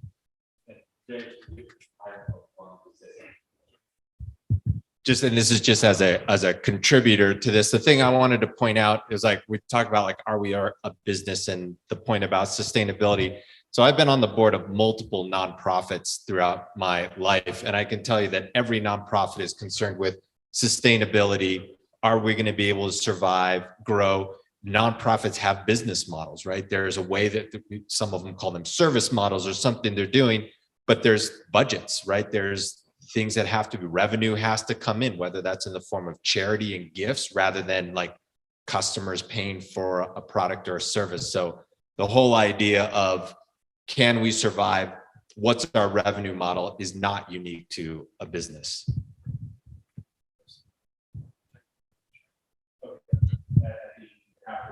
Yeah. I like John's perspective. It's always calm and rational. Like it's a business and I think is the answer, right? You know, but this is just my personal opinion that nonprofits are bullshit. You can give out all the warm and fuzzies that you like, but if you don't have any money to operate, first and foremost, you're not going to survive. So I think it's like, you know, we're doing a better job of converging. It feels certainly more business-like than it was, say, 6 or 12 months ago within the DAO, and we're operating more professionally with the data and the metrics and the you know, strategy and things like that. And like I said, all these nice things can come out as a byproduct or externality of being successful. But first and foremost, like I think it would be foolish to abandon what we know that works, which is, you know, fiscal conservatism and, you know, business models that have been proven to work. And, you know, if we can be a community and figure within the industry and a manifestation of some sort of like crypto ethos, that's great, but like we have to survive first and foremost. Highlander, you're on Zoom, is that right? Can he unmute? Yeah, I'm unmuted. Can Okay, everybody? cool. We can hear you. Okay. Yeah, I just sort of wanted to challenge this idea that open source and businesses are opposed. If you look at the most successful companies in the space, Binance and Coinbase, what they're able to do is capture open source communities, usually in the coins. And it's that energy, effort, development, and that progress of innovation in the space that has made Coinbase and Binance the most powerful companies in the space. And even early ShapeShift, we were successful because we leveraged the power of these open source coins. And when we added a new coin, it was all their effort and passion and years of work that we capitalized on ShapeShift. And that's where all our success came from in early ShapeShift, was the fact that outside world, we provided tools, we gave back. We were allowing those coins liquidity into the rest of the ecosystem. And we were a bridge. And they needed us and we needed them. So I just would really want to challenge that. What can we do to provide for the community and provide tools that the rest of the industry needs? And how can we then capitalize that on ourselves? A lot of that comes down to our open source interface and trying to figure out why people aren't coming and building on us when the API and early ShapeShift was extremely successful. But that's all I got. Thank you, Matt. Highlander. Yeah, thanks, Highlander. I definitely agree with that. And I know we shared some of that in the beginning of ShapeShift and how those things interplay. I think for me, as we get around this question, this is something I've thought about a lot in relation to DAOs and ShapeShift in particular. I think to DeFi's point, no part of me is trying to make an argument that parts of the organization should not run like a business or that we shouldn't care about those things, but that we can have a grander vision of that. And to me, the cool thing about crypto in general and DAOs is our ability to experiment and build things that couldn't be built before. And in the DAO's case, what I view us more as, and I view successful DAOs as, is like, to the and part, is it's more like what we are building is an economy itself. Yeah, it's like we're building a new economic unit. It is an economic unit, so it absolutely has aspects, very important aspects of a business. But just like, you know, a general economy, there's also really important aspects to the community and how that community interplays with each other and how that interplay creates economic prosperity for those who are involved in the economy and creates new opportunities for the economy. So to me, that's always how I viewed the DAO, is like, it's a higher level than that, is like, if we build it correctly, we are building this own basically self-contained economy that can also interact with other economies, meaning other DAOs and other protocols. And crypto itself is kind of a, you know, originally with Bitcoin and certainly with Ethereum, is a reimagining of like, how do we build these economic systems that are divorced from the other economic systems? They're not completely divorced, but they're much more so, and they're much more their own thing. And I think that that's really where our opportunity is long-term for the DAO. If we're thinking about who we are from a philosophical level, is we have an opportunity to be an economy itself. And within that economy, and this is back to H. Payne's point, you have ecosystems. You have an ecosystem that is within that economy. And some parts of that ecosystem are effectively businesses within that economy. Some might even be nonprofits, and I'm not saying the DAO itself should be a nonprofit. Some of them might just be community members who are just interested to contribute philosophically.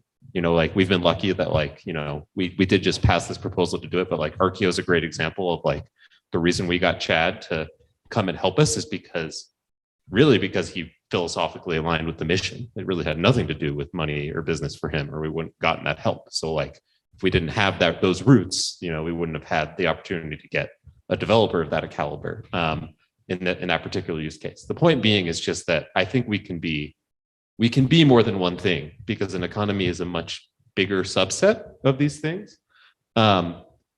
But within that economy to work, we do need functioning aspects of a business and functioning aspects of community, and we need multiples of these things to make it all work together. So yeah, maybe I'm not trying to be a cop-out here and like say we are or not business. I always view that question as too narrow. And to me, the DAO, if successful, I'm not saying we're there today, But where we want to go, in my opinion, is to become an economy. If any of that is true, that where we're going is like bigger and the economy consists of multiples and all of this, then the question would, I mean, which is great. I think we should get clear on that, on who we are, but we'll still have to face, what do we do right now? Which of these aspects of an economy do we need to focus on and build out? So I don't necessarily think it's a cop out in that way to have, if the vision gets bigger, it just moves the question of what's our focus right now from the vision into the mission or the strategy or the shorter term actions we need to take. My point there is just that we don't need to even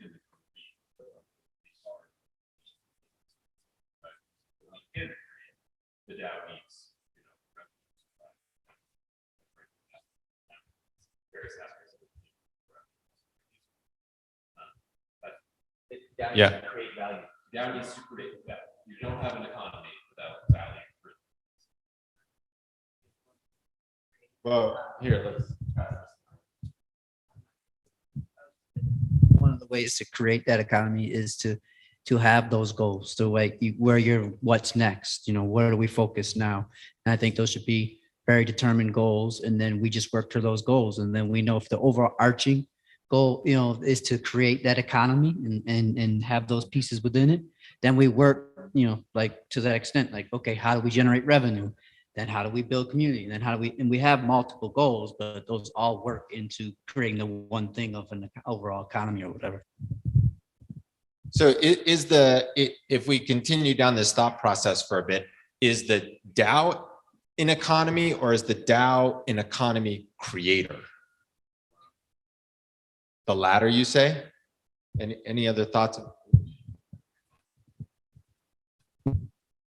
Yeah, I'm imagining this is like, we're talking about breadth and depth, right? So we're thinking like, how much are we going to facilitate in terms of like, to the point of being open source or a public good, right? To my view is like, we're open source because we want to encourage people to build the economy we're facilitating, right? We're adding these chains so people who build on those chains can then build on us, right? So what we're really doing is facilitating the ease of, by having a native wallet, they don't have to worry about a wallet. By having access to these chains, they can just plug right in and then we can use their primitives, right? So what we're doing is creating a mechanism for people to easily build into, from my perspective. So we're providing the width so that people then can build deep, right? And so we're building basically, if you think of this, I'm thinking of ShapeShift like a server rack, right? We're building the server rack, and each of these little primitives is a little server box people can plug into and take their little like node of data or their hard drive and push it into the server rack and then plug it in and it'd be ready to go.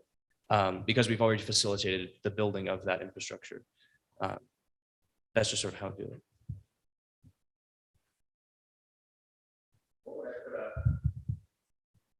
What would encapsulate that I would write up here? Modular?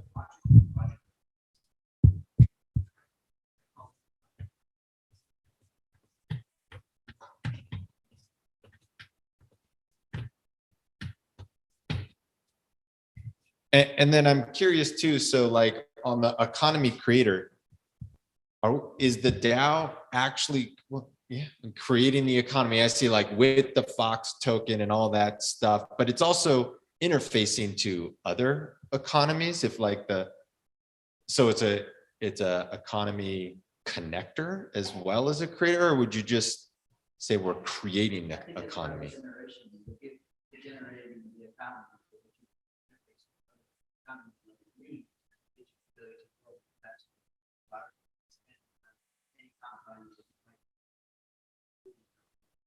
Yeah.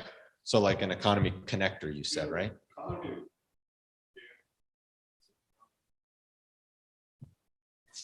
Okay.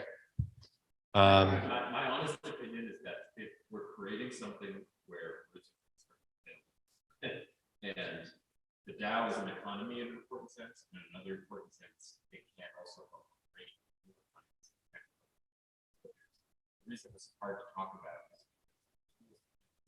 Yeah. Yeah. But I think we're basically, another way I can describe this, I think the DAO can create economic exactly what defines that economic unit and what's different from like a traditional economy now is hard to define because it's so. Okay, moving towards an economy, moving towards it's a new economy. We're moving towards something new that we don't even know what it is yet. Some new economic unit, frontier or something. Okay, all right, I think we're at a spot to, let's take maybe just a 10-minute break. Bathroom, snacks, drinks, whatever you want. And so hold on, let's just look at the time here. So I think, yeah, it's just about 3 o'clock. So at 3:10 Mountain. Let's come back at 3:10 Mountain.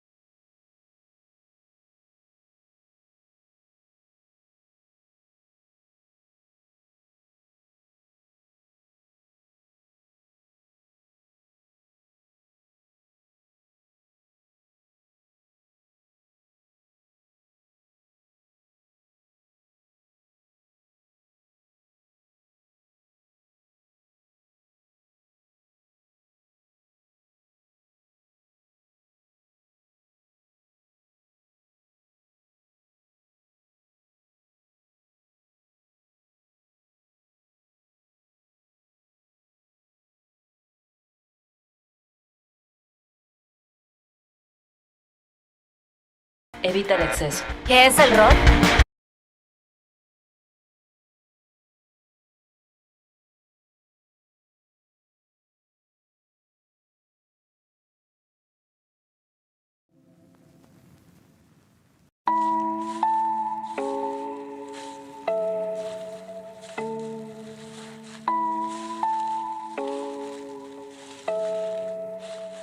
Recording stopped.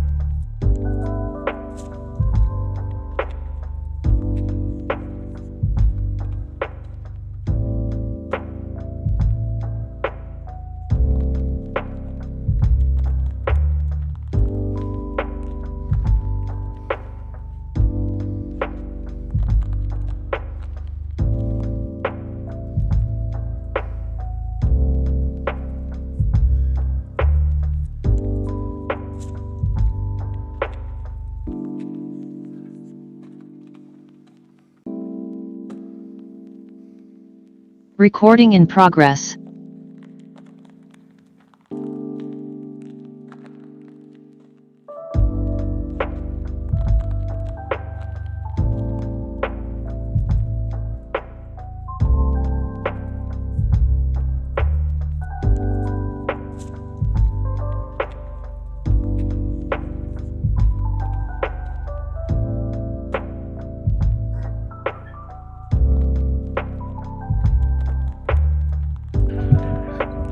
Okay, everybody, let's come. Please come this way.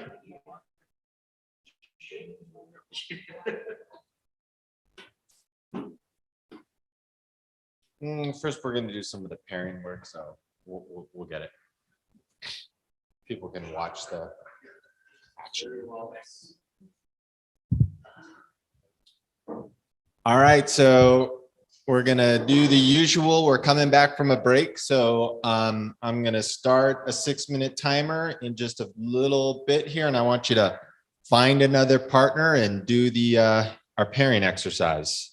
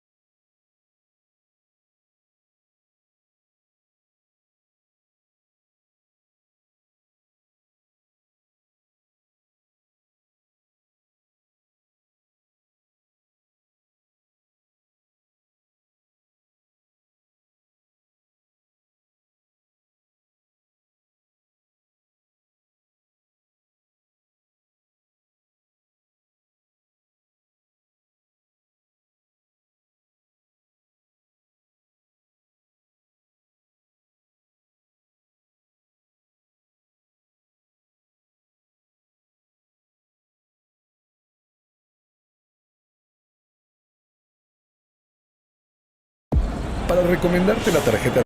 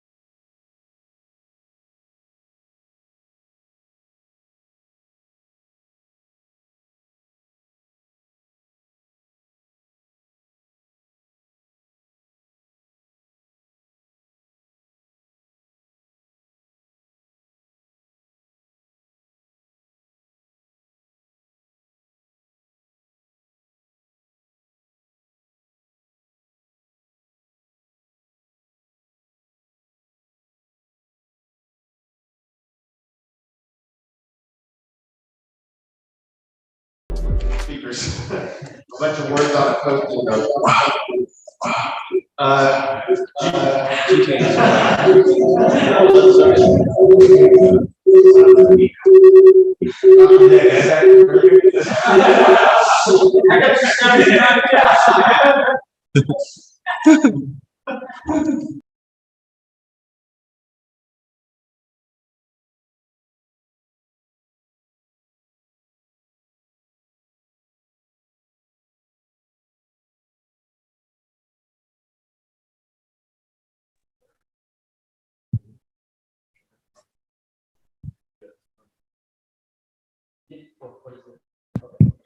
Hello? How's that? Okay. Okay, so yeah, we're not done with this, but we're gonna move to Kent talking about strategy because there's some overlay and we'll get where we need to go piece by piece. Okay, so handing it off to Kent. Thank you, Josh. Can we just give it up to Josh for facilitating this? Like, how cool is it that a Fox is also like able to help with all this? Thank you, Josh. Okay, I want to start this whole session with a quick little thought exercise. And I swear to God, I didn't just drop acid in the basement or anything, but I want you to look out that window and imagine instead of this beautiful vista, we're on the moon right now. We're like in a moon base. We made it. Humanity didn't blow itself up and we're on the moon, we're in a dome and looking out. And it's a little bit crazy because we're sort of out here and it's in the vacuum of space and we're all alone, but we're really pushing the envelope and, we're having fun out here and we're thriving and maybe we're doing so well that the next base will be a Mars base or something. I often think about space colonization. I'm a sci-fi geek and I always am thinking about just like where things are headed. And it's cool to be working in an industry that's so future forward. So I preface all this to say, if we just let's zoom out from the roadmap and strategy and all this stuff and just take a moment to appreciate how fucking cool this all is. Like, this is incredible that we're able to work on this. And I think we get used to it. It gets normalized because it's like, this is our jobs and this is our lives, but holy crap, this is amazing.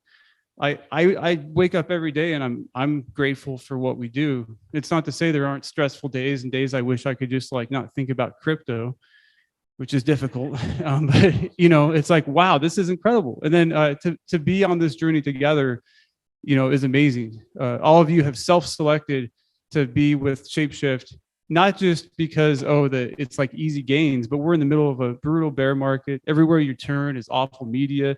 You probably have friends and family asking you if you're okay, or are you a scammer like Sam?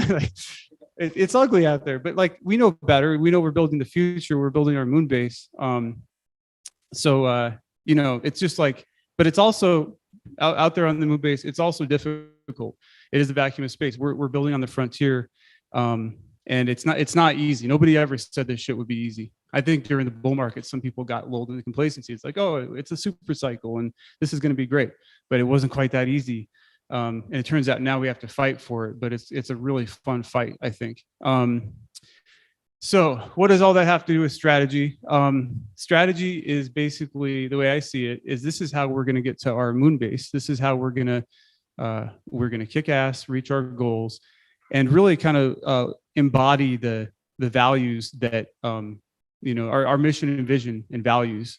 So Willie just did an amazing job of leading the mission and vision discussion. Thank you, Willie. I think I could already tell it's going to spark some further discussions. This will actually overlap with that.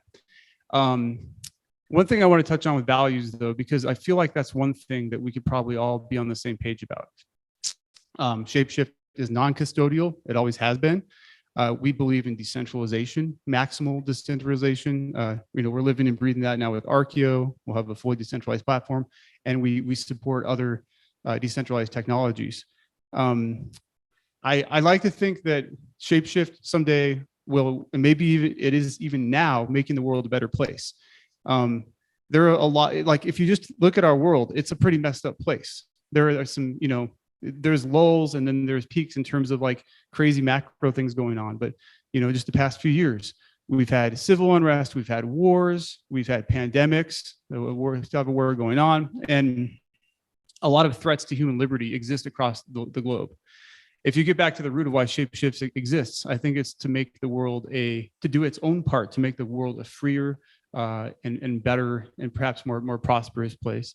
And this is kind of what we're building towards. So it's just good to couch the discussion in those terms, like really thinking big in terms of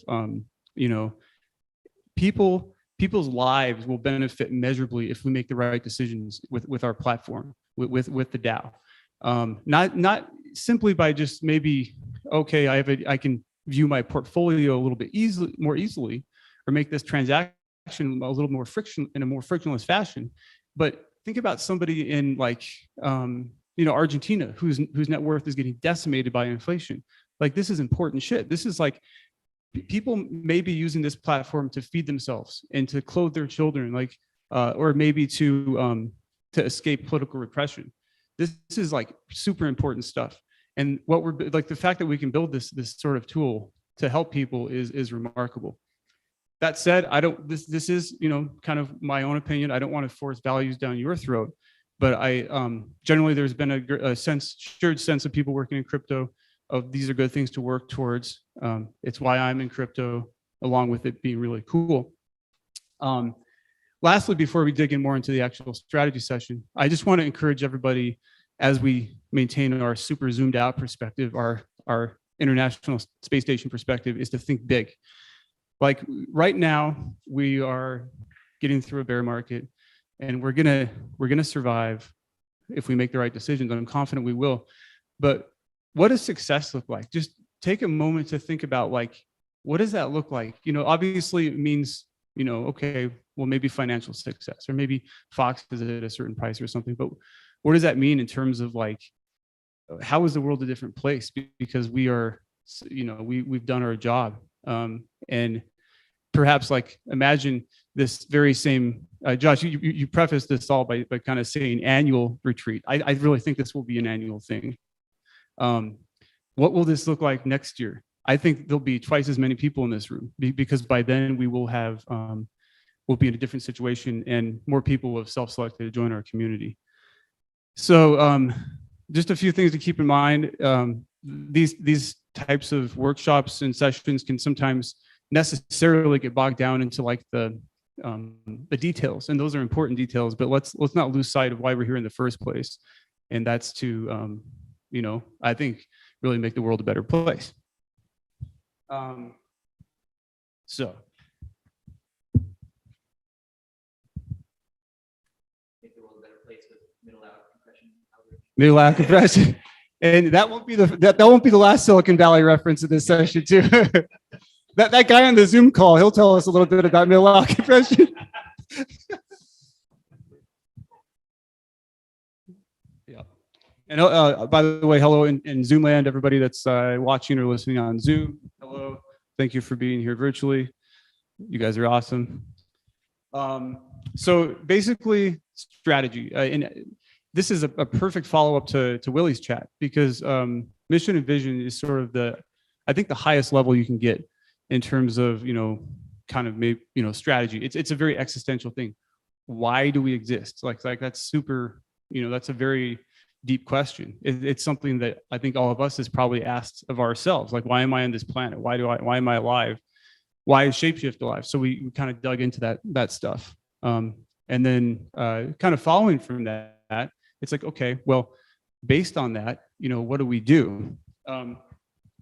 So, this sort of discussion is like the perfect prelude to the conversations we'll be having subsequently the next few days.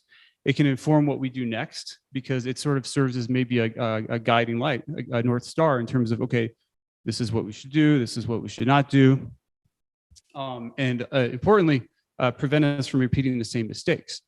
If we just really pull back and look at some of these guideposts, maybe we can learn from the past. The ultimate goal right now is, I don't think we're going to solve any problems in this little hour-long session.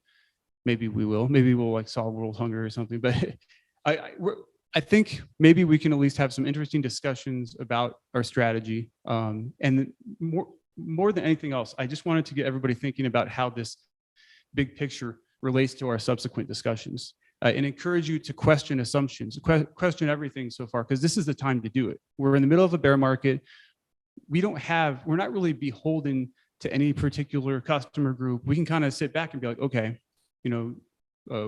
what should we do next? It's almost a luxury to be able to do this, as opposed to having a business model that millions are depending on, and we have to be very conservative. You see this a lot with companies that grow to be bigger companies. They find it's difficult to be agile and to adapt. But we have the luxury of being super agile. So like the big question is, how do we position ourselves within the context of our values and our mission and vision, which in itself maybe is still open to some tweaking, but how do we position ourselves to succeed? And I think those answers will inform everything we do. Sometimes strategy type things, mission or vision or strategy, it can become like an exercise in corporate douchery, and not people think about it, but then it's like, okay, it doesn't really lead to any action. If we do this stuff right, then this will actually lead to meaningful action. The other thing is, I don't want us to be here a year from now, or even worse, not here because the DAO blew up. And I don't want us to be like, oh gosh, I wish we would have thought of X, Y, Z. The purpose of this exercise is to project ourselves into the future a little bit and think about what will we want to have known a year from now. Let's really look into the future and see where things might be headed, and based on that, maybe take action. If we don't have a cohesive strategy to guide us, we'll be flowing about without much direction. So I spoke a little about values, and has anybody here read Network State by Balaji? Cool. It's a deep read. I'm just kind of getting through the first section now, but he kind of talks about how moral DAOs will form and eventually become foundations for virtual nation states, essentially network states. Morals is a deep word, but I think values driving a DAO can be powerful because they provide intrinsic motivation, motivation that comes within, because wow, I want to really change the world. A quick example of that from the non-crypto world, I just wanted to bring up, because I do think that values and success are not mutually exclusive. There's a company called Ableton in the music space, and these guys have been around for 15, 20 years. They're based in Berlin, super successful software makers. The thing is, they've always had a mission of just helping democratize music, bring music to the masses, also bring music to educational contexts. And of course, they're also a company. They're not a nonprofit, and they make a lot of money because they make really good software. But over the years, they've been approached by VCs and big companies for massive buyouts, and they're every time they've just said no, because they value that mission so much. They believe that music can make the world a better place. And I just thought it was a good example of you can adhere to your values and still be successful over time. So, and pardon the lack of slides to look at. I usually have a slide deck if I'm speaking like this, but I'm kind of doing a little bit differently. So let's think about just some high level strategic challenges and things that can kind of things to keep in mind. So one challenge is there may be a temptation in this environment to prioritize short-term revenue over long-term revenue and get myopically focused on the short term. I think this would be a big mistake, because our sustainable success, to parrot a word from the prior session, will only come from long-term revenue generation and long-term opportunities. I think this is kind of one of the I don't want to use the word luxury to describe a more limited runway like we have, but we do have 10 to 12 months currently at the most conservative figures, and we're not in a position where we have to rush and basically do anything to keep the ship afloat. We're not in that position. We have the luxury of being able to sit back and be like, okay, which of these products or which of these approaches will deliver us long-term lasting value? And it's important to keep that in mind. We don't want to make the mistake of just rushing into some opportunity that may look good in the short term, but not in the long term. What exactly did that look like? We'll dig into that a little bit more soon. I'm going to invoke the Gretzky metaphor here. We've heard that a couple times already, but I think it's super important, especially in crypto, to always go where the puck is headed and not where it is. This can be challenging sometimes because on-chain data makes it really easy to see where the puck currently is. Okay, how much TVL is in this chain? How many transactions are happening? How many wallets have been created on this address? And that's great. And it's not to say that there is not value in that information. There really is. But there's also an important element of trend analysis, of kind of looking at the future and where things are going. It's not easy in crypto because this is such a crazy space. But it's like super important. Finally, before we kind of dig in more, this discussion may make you feel uncomfortable, and that's a good thing. We really want to be testing all our assumptions at this point. And it sounds like, I can already see like an interesting debate coming this week about the fee stuff, and that's awesome. Let's have those debates. We just want to take a really cold, objective look at where the DAO is right now. I also want everybody to think about, like, and we'll do this shortly, but like things like what keeps you up at night about the DAO? Like, what are you worried about? But on the same token, what excites you? Where do you think we have opportunities to succeed? So what are some good examples of strategic questions? And we don't have to look at these granularly right now, but like, what is our success predicated on? What's our theory of success? What do we need to have in place to succeed? Who are our users and who should they be? How should we prioritize allocation of our resources? What trends could hurt us or benefit us? What are we good at? What do we suck at? Those types of questions. This shit is important. So I'm going to use an example from centralized ShapeShift. So we talked about this earlier, but ShapeShift was a earth-shatteringly awesome, successful exchange during the ICO bubble. We had a product market fit, making it frictionless to trade between your Bitcoin and ETH or whatever you wanted to do in a non-custodial fashion, and people loved it. However, eventually, ShapeShift's attorneys were very clear about it's probably time to add KYC. The regulatory landscape was shifting around us, and subsequently, upon getting rid of KYC or adding KYC, we lost over like 95% of our volume. It destroyed that business. Subsequently, we tried to do many different things. Willie was alluding to this earlier. In the aftermath of that, we had a lot of different things, including Axiom. We were incubating MicroTick and R&D. We had I'm forgetting about a couple. Yeah, Prism, which was a super cool idea. Arbiter, yeah. Arbiter. If Highlander is still listening, I'm sure he has memories of several of these. And all of those are really cool projects, but we had a lot of other stuff on our plate, and ultimately we didn't really have focus as centralized ShapeShift. So kind of the lessons from there are, if the company had maybe seen that regulatory landscape shifting ahead of time, perhaps it could have planned for that eventuality, knowing that it would be something that would have to be done at some point. On the same token, a lack of focus hurt the company. So we can kind of learn from those mistakes of the past from centralized ShapeShift. And it's a reminder that, strategy is quite important. Okay. So this isn't strictly me talking. I do have some subjective opinions regarding kind of like just a general roadmap and kind of some of the stuff that we've already talked about. I kind of struggled with how to present this.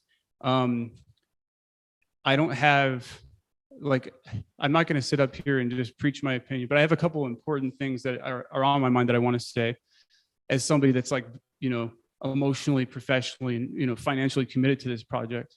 But I also want to do a SWOT analysis, and this will be more of an interactive thing. Raise your hand if you've done a SWOT before. Cool. So most of you are familiar.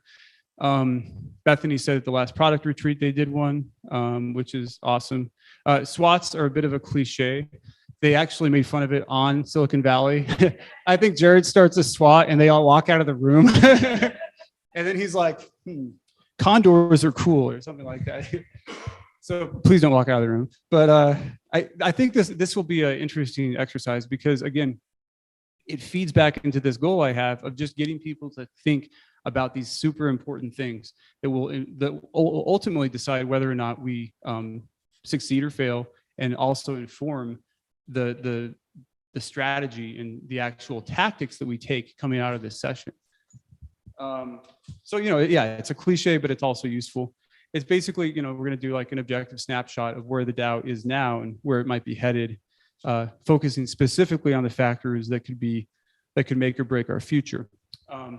So this is a kind of a notable contrast, and it's actually a perfect contrast to the timeline, which Josh and I moved over there. If you guys want to look at it later, that was more of a reflective thing. There's tons of lessons in looking kind of at where we've been, and it can inform kind of our thinking about where we're headed. But this is more of a future-focused type of discussion. So strengths, weaknesses, opportunities, and threats makes up the SWOT. So just as a quick reminder, strengths, like what are things, these are things we're really good at. What are our competitive differentiators? What sets us apart from the competition? It is I think Willie had a slide about that. Did you, sorry, I didn't have the deck open. Was there a slide about that in your talk? The competitive landscape. Yeah, it is a super busy competitive landscape, and also one where there's not much barrier to entry. Like tomorrow, there could be some world-beating competition that emerges. It's crypto, and it's not hard to spin up a new project. So this is a interesting competitive landscape. But ShapeShift has, I would argue, competitive differentiators that we can leverage in the future to help us succeed. Also, bear in mind that competition in crypto is not a zero-sum game. This is a growing pie over time, and as more users come in, there'll be more opportunity. So, as I go through these, I'm gonna just provide a few of my own examples. This is where I will be inserting a little bit of subjective opinion as well. But like as a strength, I think team cohesion, I think has much improved since the downturn, I think we can leverage the team we have right here to grow it. And of course, we have a virtual team as well who's not here, but this is, whereas before, like the budget cuts, it kind of felt like a bit of an unwieldy beast. I feel like the contributor team is now much more focused, and this is something that we can build on. An interesting question is, how do we take this vibe, this sort of like, I don't want to say insular vibe, but like we feel like kind of a crew now. We're a posse. We're going through some shit together, and that's great. Like this is how bonds are made. This is how relationships and friendships are formed, and that's pretty cool. How can we extend this in the future and encourage more people to join? Weaknesses. What do we suck at? Where can we improve? What needs fixing? Okay, so now, and we'll return to each of these and then kind of do like an interactive discussion. But now I'm going to get a little bit opinionated here, and I'm sharing these opinions humbly because I think this is just my own perspective. But let's look at opportunities and threats. So like looking at the current and emerging trends. One super interesting trend or opportunity we're seeing right now is that the collapse of CeFi could push users to DeFi. Presumably that could be the case. Scott, you've done a good job of voicing this on our roadmap call and today. This could be a very unique moment in time. That's an opportunity for sure. I think another opportunity is one where, okay, so I'm going to put on my subjective opinion hat here. I think that I'm concerned that the roadmap is too cluttered right now. I'm concerned that we have too much on the roadmap. It kind of like it's exciting in one way, but it's also a little bit stressful because it reminds me a little bit of the same mistakes we made at ShapeShift. There is a ton of stuff on there. Some of it is a no-brainer, but some of it is open to interpretation, I think. So one thing that occurs to me is we're trying to, I think this is a noble goal to be like a multi-chain platform. This is one of the things that sets ShapeShift apart. But we should not be out there aiming to spend our very limited resources on just including any old chain or maybe iterating on any old chain. This is why. And this is my take on where things are headed. Is anybody here, and again, I didn't take acid, this is a term in Ethereum, but is anybody familiar with proto-dank sharding? Proto-dank sharding. Okay, cool.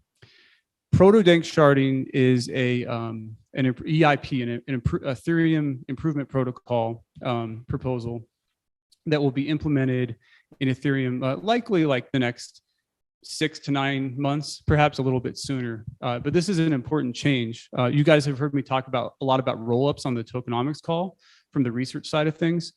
Rollups, ZK rollups, Starkware, and I talked about this last week, but they use something called data availability. The long story short, though, is this change called proto-dank sharding, EIP 4844, is going to make it an order of magnitude, or maybe 2 orders of magnitude cheaper to use rollups. So rollups are already a pretty good value prop because they nicely balance decentralization with lower fees, but this is gonna make it vastly better. So my theory is this will essentially render most, I use that word carefully, most alternate L1s basically pointless, because why? Let's project ahead a little bit to when money and liquidity starts flowing back in. Why would anybody want to use a less secure platform? Ethereum is demonstrably more secure than other L1s. You can base that on like a number of validators or liveness time, things like that. And you might say, well, the average user doesn't really care about this. They just want low fees. Well, they'll be able to get those on the rollups. Additionally, even though the individual users or traders or degens might not care too much about that, the liquidity providers, the big whales, they certainly do. They don't want to get rugged, and rugging is way more likely on all L1s, and crucially, the bridges that connect them. I think Wormhole was the biggest clusterfuck bridge we've had, or bridge clusterfuck we've had to date. I can't remember how many millions were lost in that, but it was a very bad deal for people using those. By virtue of the fact that rollups themselves, the bridging technology can use that rollup technology on Ethereum, it should be more secure. So basically, the thought is that over time, over the next couple of years, these L1s that were successful, and that includes other EVMs, there really won't be much of a value prop for them. There are a few different things to keep in mind in terms of like composability, basically, flash loans and some of that stuff. But we're already seeing these rollups get traction. My concern is that we will over optimize other chains in a way that we are not doing enough in terms of rollups. And I don't profess to have the answers in terms of exactly what that integration should look like. I know we're working on integrating optimism and some of that stuff, which is great. There's other flavors of rollups coming out, but the important thing to understand is these finally have solved the scalability trilemma. They're decentralized, they're secure, and they can be cheap. Additionally, and this may be a controversial view as well, but we're also talking about a lot of Cosmos-based zones. As I look in the future, it's not as clear to me the value prop of some of these things like secret network. It's a very cool idea, but this is newer tech. I don't think the DAO should be prioritizing Cosmos zones. I don't want to say all Cosmos zones, but we need to be very selective, especially considering that all things considered equal, it's a much heavier lift engineering wise to integrate these. They're not sort of pull off the shelf like EVMs. So this is something I think, kind of coming back to the SWAT aspect, these rollups could provide an opportunity. We could provide the best way to interact with these things. I think the next wave of users will be interacting with dApps that exist on these rollups. And at the same time, we run the risk of just focusing on too many things. If we have some focus via some of this type of like selection that comes from projecting into the future, then maybe we can work on fewer things. Because as it stands right now, it's like we're kind of trying to do it all. How are we doing on time, Josh? Okay, thank you.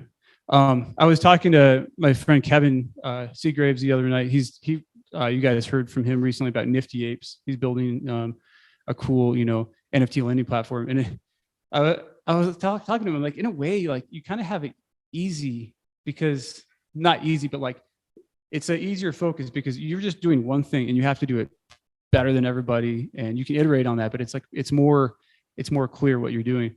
ShapeShift is in a difficult position in a way because we're trying to be this meta platform, this platform that does it all, this Swiss Army knife.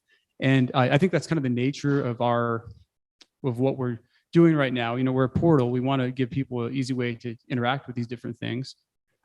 Platforms like Wallet Connect give us the ability to maybe do that more easily. But at the same time, it can feel sometimes like we're trying to boil the ocean. We're trying to do everything. Whereas like maybe if we just focused on a little handful of things really well, that might be the key to success. Let's not try to boil the ocean.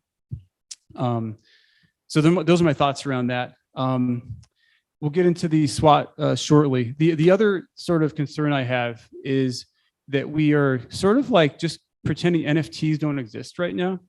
And this relates to our strategy in the following way.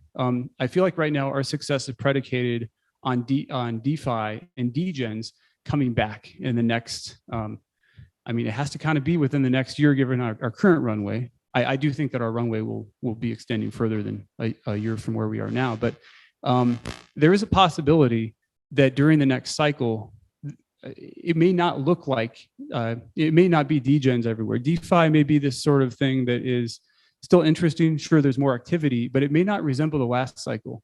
Why could that be the case? There's a number of reasons. We're in a different interest rate environment now. So currently, you can get a higher rate simply by putting your dirty fiat in the bank. And that's more competitive to DeFi. It's a safe competitor to DeFi.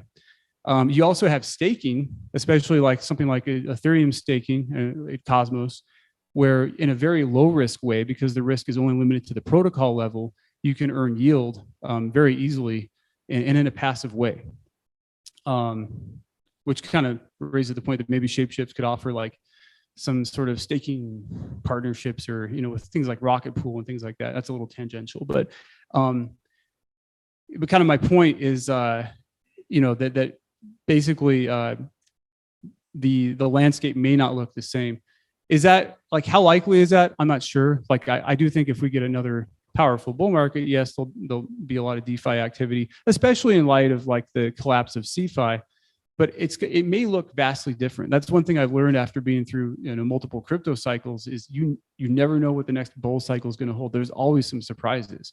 We had DeFi summer that came out of nowhere. That was surprising. It just started a little trickle, and then it's like, oh my God, this thing is blowing up. NFTs, CryptoKitties happened, and then they clogged Ethereum, and then nobody really thought about them until the fucking Kardashians are playing with them or something. And then before NFTs are everywhere, and Saturday Night Live is telling you what an NFT is. So we have to be ready for kind of the next surprise. Instagram, Starbucks, countless others, other brands are integrating NFTs in the creative space, especially in music. NFTs are really starting to blow up, kind of in the same way they did originally with art. So NFTs are very much a thing.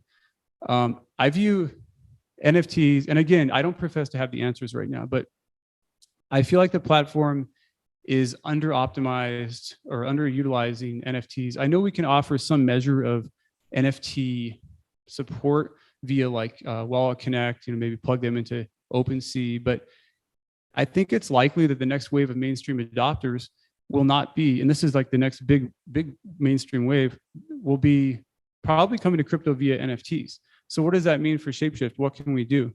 If you look at our current customer groups, the ones that have been defined in kind of the current roadmap, we're not really targeting them. We're not looking for those kind of more noobs to crypto. It's more so these people that are intermediates and more advanced degens, which that makes sense from a DeFi perspective. But we may be missing an opportunity if this actually plays out, where what really does mainstream crypto is NFTs, and we're sitting here just, trying to, aim for the degens of last market, or hopefully the future market.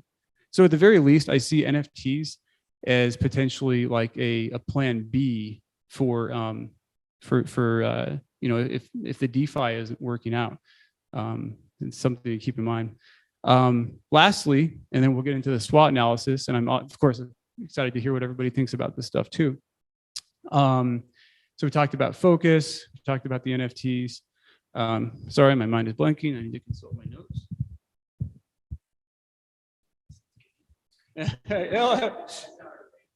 Yeah, and that pink elephant over there, man. Oh, okay. So lastly, and I think there is already some talk about this too in terms of SMART goals. But one thing that concerns me right now, looking at the roadmap, is we don't have any falsifiable hypotheses. We are venturing down a path potentially with no way of knowing if we're wrong. We need to have testable hypotheses. We need to be measuring things in a way that if it turns out these assumptions we're making don't actually hold water, that we say, whoa, hold the fuck up. We need to stop, and we need to pivot, because if we don't do that, we're gonna be like Blockbuster. We're just gonna be like, this is what we're doing. I don't think we want to be Blockbuster, crypto Blockbuster. And there's a lot of examples of that in crypto. There's countless crypto projects that have failed. I don't think we're gonna fail. We're gonna be on the moon, but like, this is something that I think we need. So we need those SMART goals, but we also need a way to really determine, okay, this is what success looks like. This is what failure looks like, and we don't necessarily need to know what to do in the event that whatever plan we come out of here with, whatever that is, it's not like we have to have a, clear idea of what to do if that doesn't work out, but we need to measure, and we need to be very scientific and rational and cold and calculating about this. Because right now I feel like we're at the risk of just meandering down a path and maybe doing it similarly to how we did in basically previously in the DAO's existence, when it was more of an emergent state, which is understandable. It's this new crazy DAO thing. So thank you for listening to some of my comments. Those are the things, just like the burning thoughts in my head as somebody that cares passionately about this DAO. I think we can do the SWOT now. So this will be like kind of this interactive discussion. Josh has kindly volunteered to write this down. You don't want to see my handwriting. It's real bad. Josh is very legible though. So yeah, we'll just kind of talk about these things, and Josh can put them up on the board. And then anybody in Zoom land, if you have thoughts about this too, please chime in, and we'll get them added to the board as we progress through the next half hour discussion.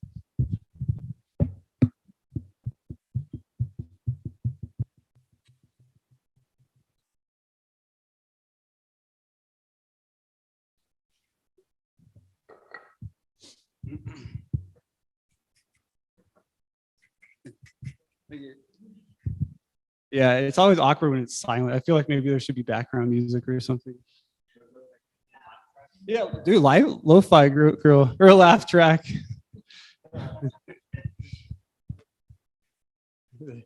I don't have any crypto jokes right now. I think the SBF is the joke. Fuck that guy. All right. So let's come to the strengths here. So again, we're talking about like, these are things, and I think this might actually mirror a little bit what we were just talking about with what works and what doesn't work. But I want to call these things out more specifically, and other things might come to mind. But like, what makes ShapeShift special? If ShapeShift is a wild success in a year or two, what are the attributes that we'll be able to point back to be like that because we were this or we were that? Well, what are our strengths as a DAO? Easy to use. Yeah. /good UX. Good UX.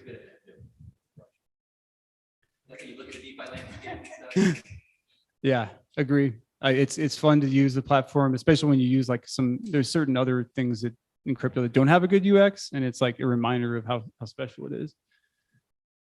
Yeah.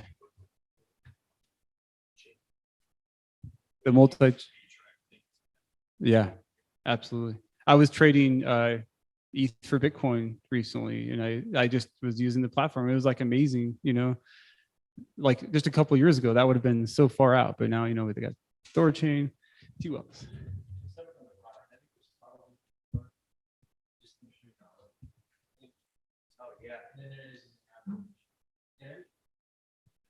Absolutely. I had some former Fox colleagues reach out kind of after centralized ShapeShift ended, and they were at other companies that were, full of basically 99% with just completely crypto non-native, no idea what they're doing. And we're like all of us are into it, which is great. We've got a very that has the knowledge and believe, like you're saying, intrinsic drive, which is so valuable for impossible, hard to achieve mission. Yeah. So So, many of us are still here working here. so industry knowledge, but also passion and that intrinsic, motivation. Yeah. And you got to have that to survive crazy times like this, to have that sort of wherewithal to just not bail and go work in like insurance or something. That sounds real bad.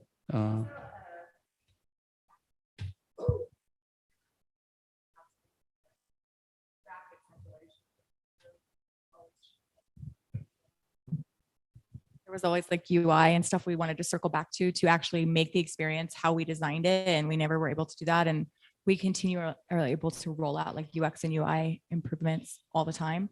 And I think that, I guess maybe the ability to ship an MLP, minimum level product, with each thing that we do, which we didn't used to have, which I really, really appreciate. And I'm sure our users do as well, that our app is just not buggy like it used to be. Here. I think too, we do the basic things well. So yeah, we do some cool stuff. We do some cool DeFi things, but you can always see your balance. You can see your portfolio. You can swap between tokens. You can do all that. And I think if we maintain that as a baseline before we add new things, I think that's going to serve us well. Well said, sir. Are you jotting all this down? We're going pretty fast. Yes. Cool. Look at all these ideas. This is great. We'll move on to weaknesses shortly, but what other strengths do we have? HP. This is something I hear from almost all the partners we work with is they're like, wow, we're just so impressed on how professional and organized you guys are. And they're like, wow, like you guys are actually like doing things correctly. And so like your partnership management and development is so much better than literally anyone else we've worked with. And these are like large partners and like, wow, like you guys are actually executing. And so I think one thing we do well is that management of our ecosystem of partners is something that's like continuing to get better, but also super good in what we're doing now. I think continuing to do that and grow that is going to be a key point of growth and success. Yeah, well said. It could often times be amateur hour in crypto. A lot of times, a lot of teams are just newer. We've seen some of that. Not to mean they're bad, but like we're seasoned and we're pro, which is awesome. Okay, one more strength if anybody has any, or else we'll move on. Yeah.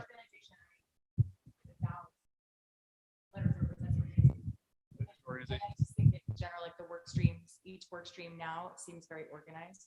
And then as like across the work stream, and that's something that's Yeah, definitely. I would say the past, like 6 months ago, we did not have that sort of cohesion and organization. Instead of flying apart at the seams, the DAO kind of shrunk itself and now is much more, buttoned up for sure, which is great to see. Okay, weaknesses. All right, let's just be like very frank. Like, what do we suck at? What are we not good at? Oh yeah. I think we've done a really good job technically of setting ourselves up to support multiple chains. at least in EVM, Cosmos, and UTXO. Something that we didn't take any time to do the first time around. It was just, ship, go. And you're talking about the ability to add more. Yeah, Kevin can speak to that too. Absolutely. Yeah, weaknesses. So like what needs fixing? Not just like because we're intentionally missing it, but I think that DAOs in general miss the A in autonomous. I think that there's a long way to go to accomplishing that, and we're not unique in that. But That's a good point. It's probably missing for most DAOs, but maybe it's an opportunity to actually, add more decentralization. Yeah, great point. Never was. Not very autonomous. Yeah, otherwise we're just a dough, which doesn't have the same ring to it. Unless we're a Jew. Yeah. I feel like Oprah Winfrey. All right. I was gonna say documentation. There's been so many times that I've like started it, but never finished it. And it'd be great for also like onboarding or bringing more people in, talking about the bounties and more of the community kind of engagement. I feel like.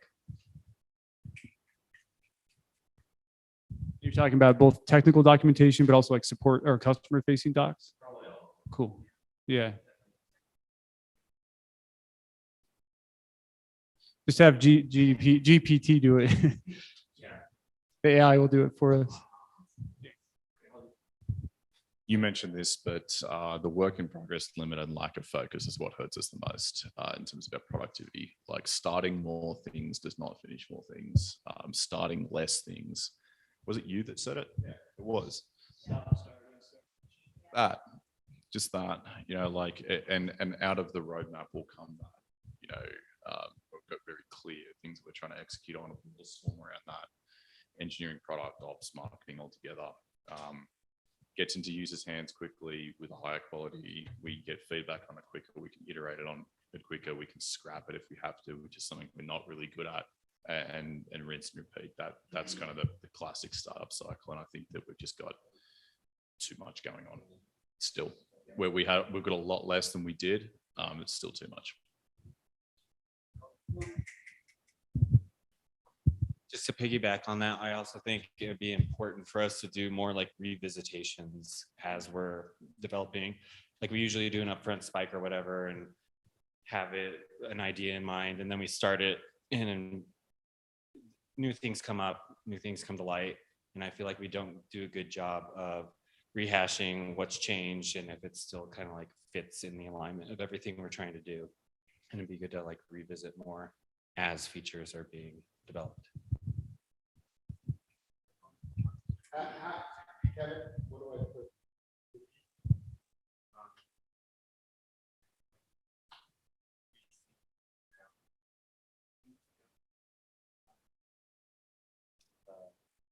For another weakness, just kind of finding out how long it seems like that's how we. Right now, we're not very good at forecasting timelines. That's a really it's very extreme. Like freeze time.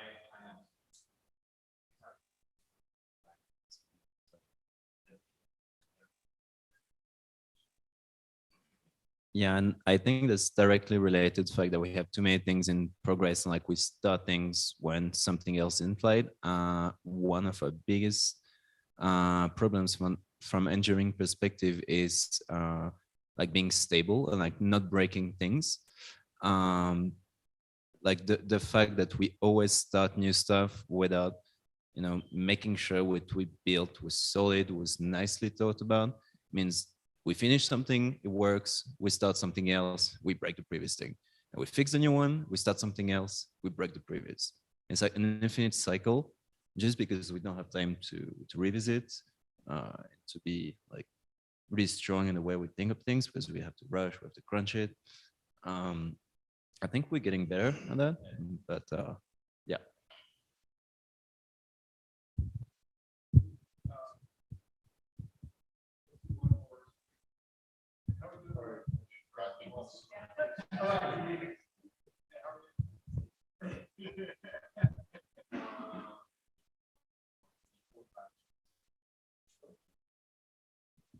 One of the things that I think we're getting better at, but I think we still can do a lot more with, is hypothesis validation and then accountability around that. I think we, DeFi just spoke to the fact that we're not very good at when we find out that what we're working on is shit, scrapping it. And I think that we should have more like temperature checks throughout this about are we actually able to prove the thing that we thought we were going to be able to prove with this? Do we need to change our goalposts? How do we check in on that? And how do we become accountable so we don't continually bring out features and then say, well, we couldn't actually measure what we thought we were going to, but it exists. So let's just move on to the next one. There's like a lack of accountability on if we continue, if this is successful or not in that. You can argue that an accountability system without those types of measures would basically be arbitrary and unfair. So this kind of informs potentially everything in terms of the accountability, which arguably was a challenge previously with ShapeShift. So awesome. That was weaknesses. And just think of those as like ways to improve. And it makes sense that we're faced with ongoing challenges like that because we had some much bigger challenges to tackle earlier this year. To put it differently, the answers to that portion would have been vastly different like 3 or 6, especially 6 months ago. We would have been dealing with, with different types of challenges. And the fact that we're talking about this stuff right now, none of this strikes me as like an existential threat to the DAO. So we're making progress, I would say. Okay, now let's look at more to the future. This is a little bit more external facing in terms of like, we're gonna be thinking about trends and things outside of ShapeShift, potentially, whether it's regulatory in the market, technological changes like scaling and bridges, whatever. But these are opportunities. So, I gave the example of how Instagram and Starbucks are integrating NFTs as perhaps an opportunity to seize. We talked about how the collapse of CeFi might push users to DeFi, but what strikes you guys is like a juicy opportunity for the DAO? Like, oh my God, like we're perfectly positioned to do X, Y, Z. Savers vaults. Yeah, that he's got like such clear on-chain metrics. Like Savers vaults, Thorchain. Yeah, they raise the caps, they hit them. They raise the caps, they hit them. It's so simple. LP for Thorchain was complicated and cool product, but Savers is just the next generation. It's so closely aligned product-wise with what we have, what we're set up for already, what we're trying to do is kind of the earn feature, which competes with the centralized finance offerings. It's right down our alley. We've got good relationships with the Nine Realms people, like technically and professionally. It's not going to be a big lift to do it. I sure hope so. Yeah. Yeah.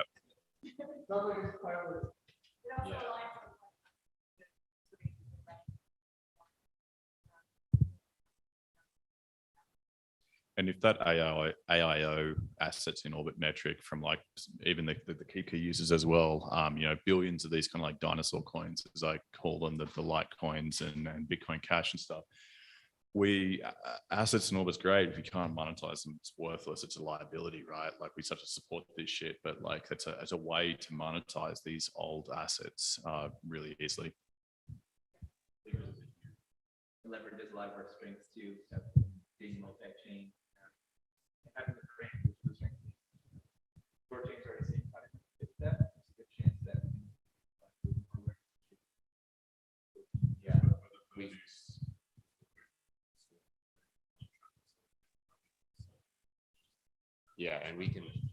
we can up that a lot because the market is much bigger than what ThorSwap and et cetera are able to even market to right now because they're very insulated into that Thorchain community. ShapeShift has the chance of widening that net. So just definitely +1 on the savers. That's a huge opportunity to kind of go to what you were saying a little bit, but I want to actually put this on there as an opportunity is I actually think ShapeShift is better positioned right now in terms of its potential narrative with what we've already been building for maybe any time I've seen in the last 8 years. Just in the wake, I don't think we should underplay that in the wake of FTX and all these centralized custodians collapsing, that there's an actual huge narrative push right now towards self-custody and decentralized interfaces. And we should be taking advantage of that, both in terms of our opportunity to grow on that front, but also like from a marketing standpoint. And I know that our marketing team has been doing more and more of that. I've seen it on Twitter, which has been great, but we really need to press that because narrative wise, like the industry has set us up to push for things like ShapeShift, but we have to make people aware of that. +1. I'm loving that a lot of these opportunities are things that we already are considering for the roadmap, which is pretty awesome. So I'll just add to it. MetaMask snaps. That's one we've already done the work for. Huge opportunity. Tens of millions of active monthly users that right now can only use Ethereum. And like MetaMask was so excited that we were willing to do this snap because we're perfect for it. Like the way the snap works, it holds the MetaMask will hold the keys, but they don't even have any of the UI for supporting these other chains. And we already had all the heavy lifting where we were really easily able to create a snap where now these users will be able to access all these chains and they'll only be able to see their balances on ShapeShift. And we already had the wallet work in the UI to make that really easy. And then off piggybacking off what John said, the Archeo and the fact that we're going to be fully decentralized in the next 6 months, that's a huge fucking opportunity. And again, we'll see how much the market actually cares about it, but it is another opportunity that has the potential to bring us millions of users, even in a bear market, because these users right now just don't have a better option.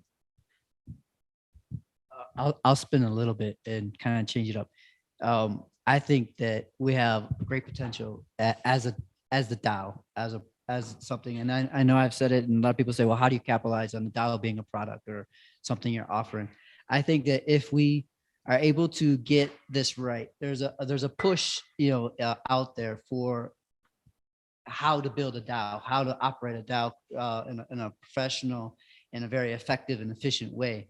And I think ShapeShift, if we can be a leader and show others how to get there, and they can then see us as a leader in that community, it grows our community in general. It brings users to us. It brings those professionals. It brings those qualified people in crypto that want to be a part of it because they see ShapeShift is actually like pioneering, leading the way, building how a DAO can be a real DAO. And that leads to decentralization. It leads to the organization and the automation. It kind of like builds that whole thing of what crypto is trying to achieve. And I think we have a big opportunity there because we have the people in the room that have a lot of the skill and the ability to kind of like show and lead everyone there and be the beacon to where people can come to and really like dive in and be a part of this community and grow as an economy and so forth.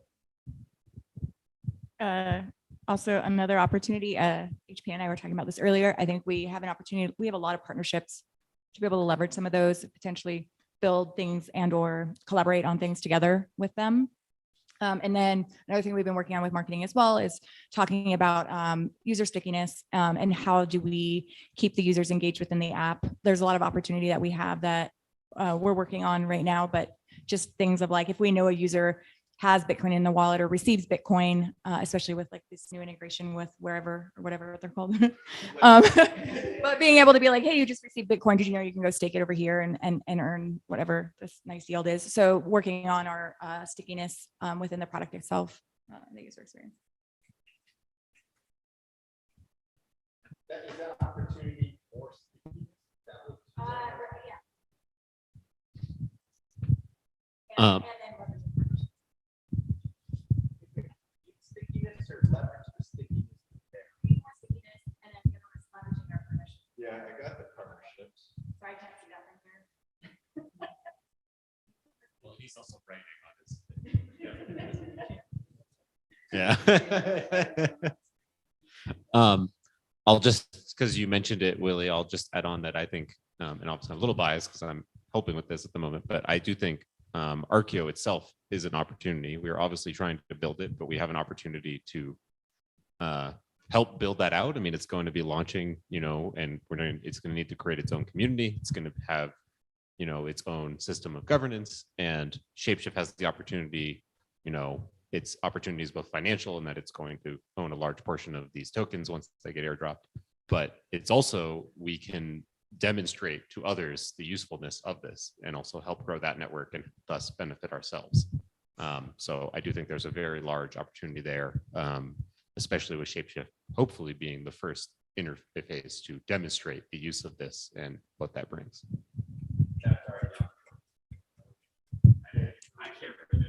One more note on ArcU. Thus far, of course, the jury's still out. This is still a formative thing, but so far it's worked out well. One thing that occurred to me is like, I feel like the DAO, it's proven itself to be a very good incubator with ArcU in the future. Not that there's projects lined up right now, but there could be other projects in the future. Maybe the DAO, one of its sole functions is also just to be a kick-ass incubator. We have an incredible team who can assist with things.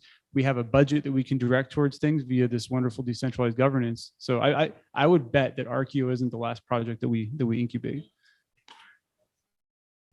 Oh, totally. Yeah, VFox is powerful.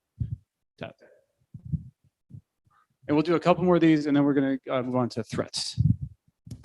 I'll try and keep it concise, but it's a little bit outside of the box in terms of actionable, but I think that it's important. And I think that there's a conversation around it, but maybe strategy in not taking action on NFTs right now.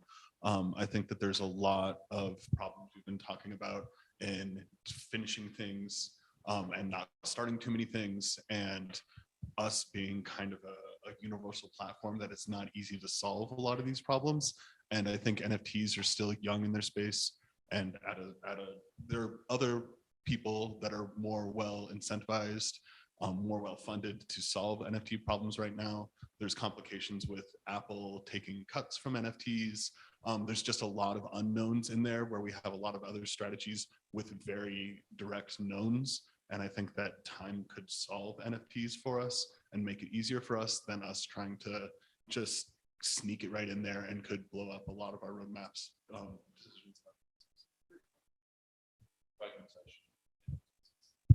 Fragmentation, like, OpenSea's like a closed thing, and JPEG's a good take on that, but it's a big can of worms to open. And to your point, it's like we've already probably got too much bloat in the product, and like adding more bloat just to try and capitalize on that when other things seem to be more clearly up our alley, like Savers.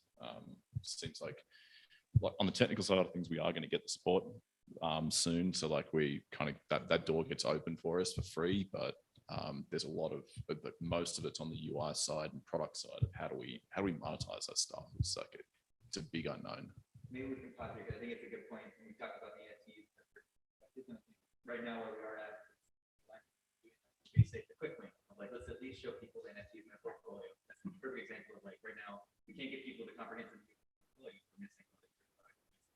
We've done a lot of the work, so if we can easily add it and show some NFTs, get more of these quick experiments. Be like, okay, we have users actually looking at it. And if we do, okay, next step, we integrate the NFT marketplace aggregators that can buy. That's like, I think it's a really good example of like, okay, we don't want to go too big, but here's a quick win. It's worth it. It doesn't want to run that experiment before we go huge. That's where we currently are with it. Yeah, great points. At least having that integration will give us table stakes. We have that. And admittedly, me talking about us needing more focus and me talking about, thinking about NFTs, potentially if we pursue NFTs on the product roadmap, that's almost, that is a little bit mutually exclusive. But at the same time, I don't want us to lose sight of this really important thing that exists in crypto that's getting more and more popular, and that even somebody's aunt could potentially use. So at the very least, we need to continue to have institutional focus on it, even though it might not be on the roadmap. Okay, a final. This is like, I know a lot of partnership stuff's been mentioned, but like thinking back to our vision of ecosystems and partnerships and how they fit into there, a large portion of what I'm trying to do and have sort of been succeeding at so far has been absorbing part of marketing costs with partnerships, right? So we're integrating these partners and saying, hey, like we're going to do a press release, but you're going to pay for half of it, right? And so that's a super scalable solution of like, hey, we can now do more marketing, we can now reach more people, and partners are now then fronting some of those costs. So we're monetizing our partners in different directions. In addition to the affiliate revs, right? We can then expand our marketing reach through that. And that's something we can actively do right now, right? That we can see in like ETH Denver or some of these other conferences. Yeah, so it's a pretty significant. Yeah. The partnership monetization, partnership plus one. It was more of like, I just wanted to expand on that current card. Yeah. Sorry. No one said this one yet, but Fox is a huge fucking opportunity, and we've got hundreds of millions of them worth millions of dollars. And we often focus on just the stables and but there's a lot of opportunity there. And I get really excited of how can we use this Fox like to generate revenues basically in a sustainable way, and not just generate revenues, but turn our users into community members, into contributors. It's a big, unique opportunity that we have. And it's one of these things that wasn't possible before and could be quite disruptive and transformative. So don't want to forget that, and just Fox/community. That's another thing that's also very unique. And I think one of the huge strengths that we have is an awesome community of you guys, and the fact that people can jump in the Discord and not just be a user, but come hang out with us and come join our meetings and contribute and participate and share their opinion. We have an awesome community, and I think there's a lot of more opportunity for us to leverage that community. And it was a weakness that I didn't call out earlier, but right now, almost all of our contributions are from this internal team. And we are a DAO. And so just a huge opportunity for us one of our weaknesses is that we're not leveraging the external community as much as we could be. And that's an opportunity for us to leverage them more. And it goes hand in hand with like globalization. The fact that we can leverage our awesome global community to translate the app and be in these communities, not just as a product marketing to them, but with boots on the ground, people who understand their language and can actually, again, onboard them and then welcome them into the community and answer their questions. Really awesome opportunities that we have as a DAO that we didn't really have as a centralized org. Sounds like a good topic to explore further during the retreat here, to find out how to leverage that Fox. Cool. We've come to the T's, threats. We may go slightly over, Josh. Oh, you guys. I see some, yeah, we haven't heard from Pasta over here. So again, we're looking at like things that basically, things that if the DAO were to blow up in a year, would be like, man, I really wish we would have thought of this, because we certainly got fucked by this changing dynamic or XYZ here. I think maybe one of those salient threats to the future success of the organization is that we share our segment of the market with several, to borrow a turn of phrase from John, much more well-capitalized entities. Zapper, for instance, was able to raise $15 million in a Series A about 6 months ago. Zapper and many of our other close competitors are building as fast as they can. During the course of this conversation, there's been a lot of talk about needing to slow things down, having too many things in flight at one time. And unfortunately, I think should we continue down that path with a slow development speed, that maybe the most likely outcome, given our limited runway, is that we slow burn the treasury, right? Even if we do emerge from the bear market, given that we are in direct competition, with close to direct competition with a couple of other projects who have significantly more resources than we do, I fear that maybe we might emerge from the bear market with less than competitive value offering and still not be able to survive in the long run. So I think, recognizing that and doing what we can to ensure that we're able to innovate and iterate as quickly as possible is maybe the best way to avoid that threat. But I do think it's something that we should definitely keep in mind.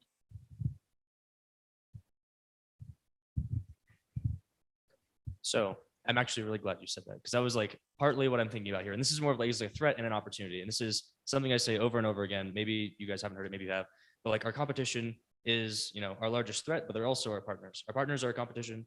Our competition are our partners, right? They have their own apps that people could go into use, right? We're trying to acquire as many of their users onto our app, and they're trying to vice versa. If they don't have to pay us, they probably don't want to. If they could keep all their revs, right? So our threats in this case are also all the people we've currently integrated, like XDeFi, right? They're a threat, right? In the sense of they have their own consumer base, they have their own users, and we're not capturing all of them, right? But at the same time, we could capture all of them. So largely, some of our largest threats are also some of our largest partners who we should think about the best way to integrate them into our ecosystem and welcome them with open arms. And in the sense of like not being able to build and scale fast enough, one of the things that we can do as a DAO, right, that I've been thinking about a lot is this modular thing of where people can just plug in, and we're relaying the ecosystem saying, hey, like this is the specs we need for you to integrate into our app. 3, 2, 1, you build it. We're going to check the quality of your code and put it and send it. Of course, I don't know how easy that is. I'm not an engineer, but like in an ideal situation, we outbuild them by incentivizing maybe these partners with Fox and saying, hey, we'll give you 10,000 Fox that's locked for 2 years. You can then vote on our treasury, integrate your protocol into our app. And, then they're building for us in addition to us just validating that stuff. So it was largely like the pace of threats versus competition versus partners. And I think there's like interesting intersections there that we can capitalize on, but also if we don't capitalize on, still remains a threat. Yeah. Sorry. I put partners competitive offerings as threat. So I have two. One is kind of obvious, treasury diminishing. And two, looking too far out for opportunities that, as Will was talking about, the flywheel effect, that it will take too long for that flywheel effect to be established. So some of these emerging technologies, they may not catch on until our runway's out. So we have to be realistic about what opportunities we have now that we can profit off of, while also looking to the future.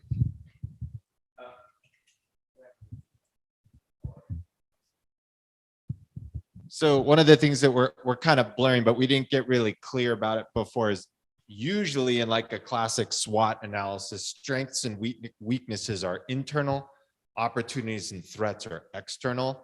We've been kind of blending the two. I don't think that's necessarily a problem, and I'm not going to, we can use this however we want. I just want to differentiate that as you think about that, we're thinking more here about like, what was the one that you just?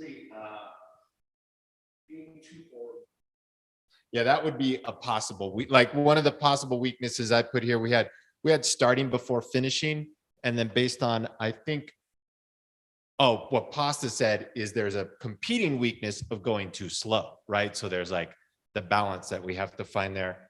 And then, I'm sorry, say that one more time, Ron. So looking too far in the future. Looking too far in the future would be like a possible weakness that we have to watch out for, not an external threat, for example. Yeah.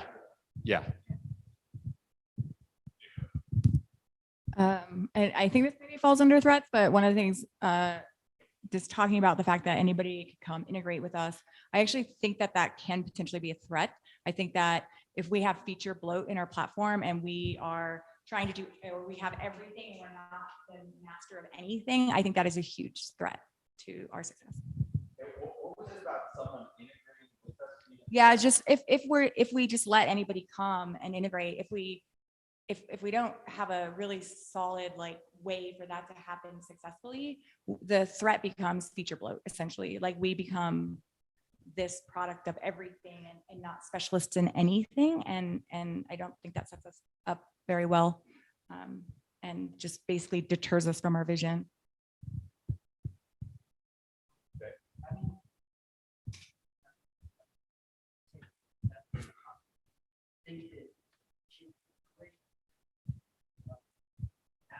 Hardware, they're really good at making hardware, but at the same time they make hardware, well, it's gardened off and they're very closed garden. They built the app ecosystem to where they allow all kinds of apps just plug into that garden and be able to utilize that technology and really push themselves forward, because they have that tool that allows everyone to plug into, as long as they follow their rules in their garden. And if we establish those rules, I think, and allow people to have like an a la carte where they can come in and plug in, but those rules are there and we ensure that everything is of quality, I think we can get past that threat a little bit easier. But it does, it is something to think about.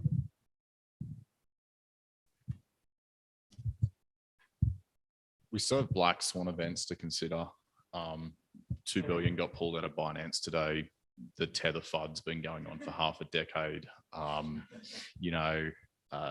DCG and Genesis could still be, liquidated in the worst case scenario. Like we have 10 months runway at the moment. It's an ever extending one. We're hopefully closer to the bottom than the top, but there still could be, we're 95% down so far. We could go another 30, 50 sort of thing. Downside protection, I think, is something we've got to consider for that. It could get worse still. Yeah, heading on the part. Right.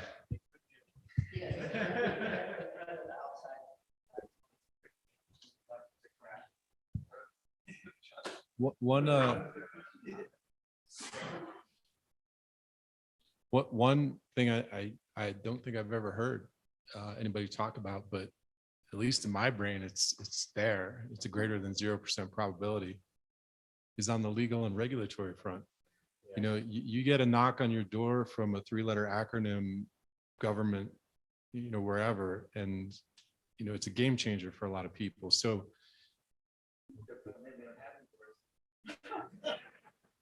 yeah, don't underestimate the attack surface or the vectors, because it's a really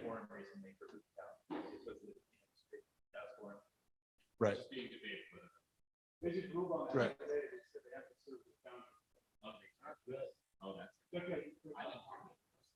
And what was the ruling? Basically, that surface that really. And the interesting part about all this is on the regulatory front, this is the wild, wild west as well. They don't have regulations to address this surface, right? The problem is a lot of times they'll do whatever they can to force something, and then things happen and things break and it's scary. So just, we have to be at least aware of the surface.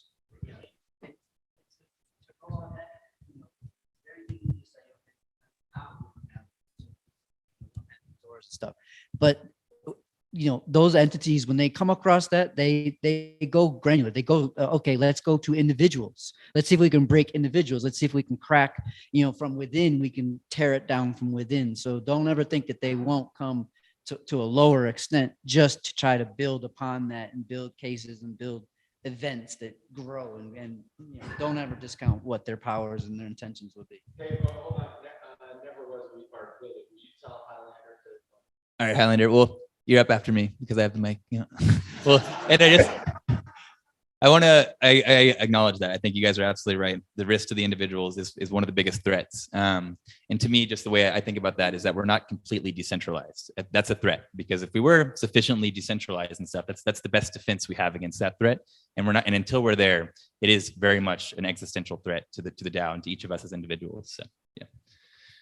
All right, Highlander, you're up.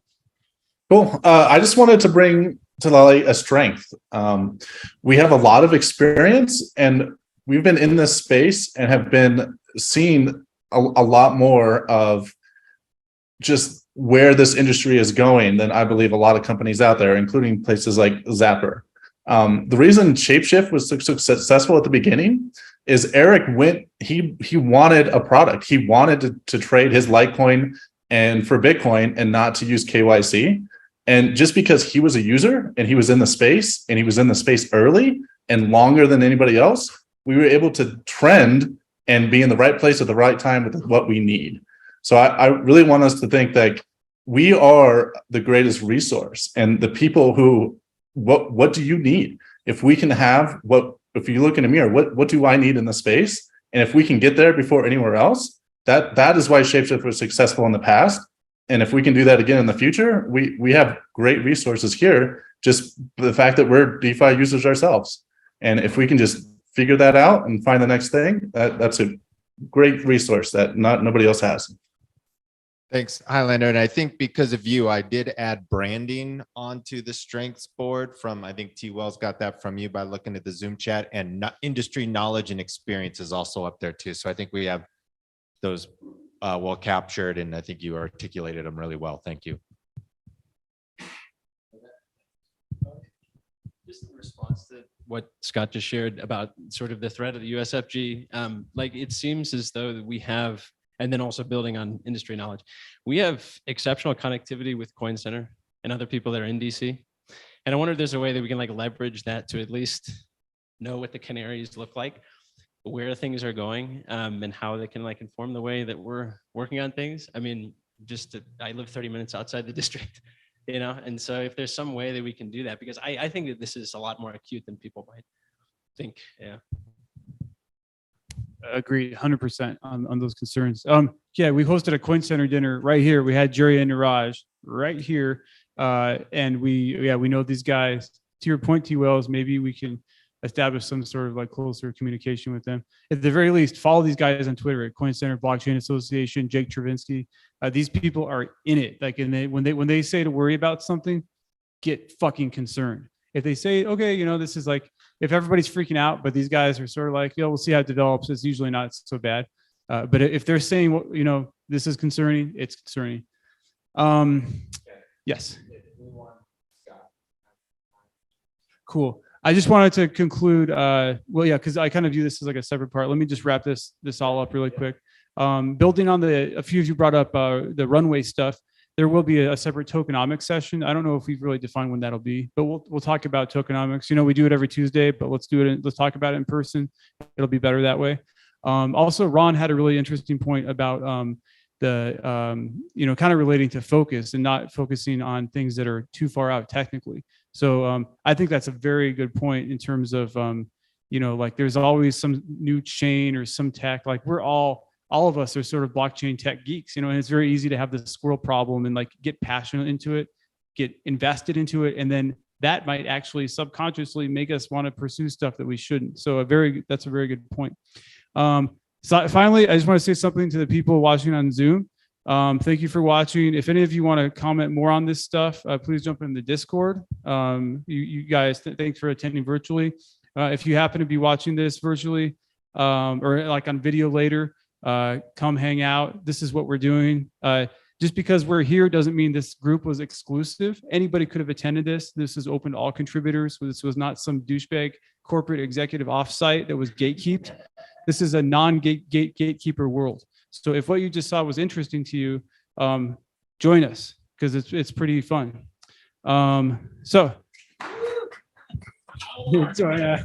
Thank you guys. So we have this big list of things. It looks like we'll certainly record this. Again, what we just did was pointless unless this helps. At the very least, these things will be top of mind. And I think that's a big win, even if that's all it is. But maybe this can actually inform action and help us sort of come up with, this roadmap that will guide our next path. So thanks for participating in this, guys.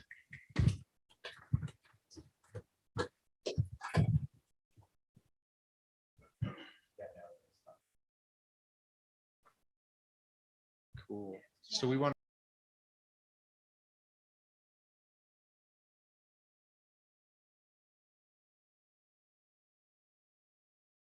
Recording stopped.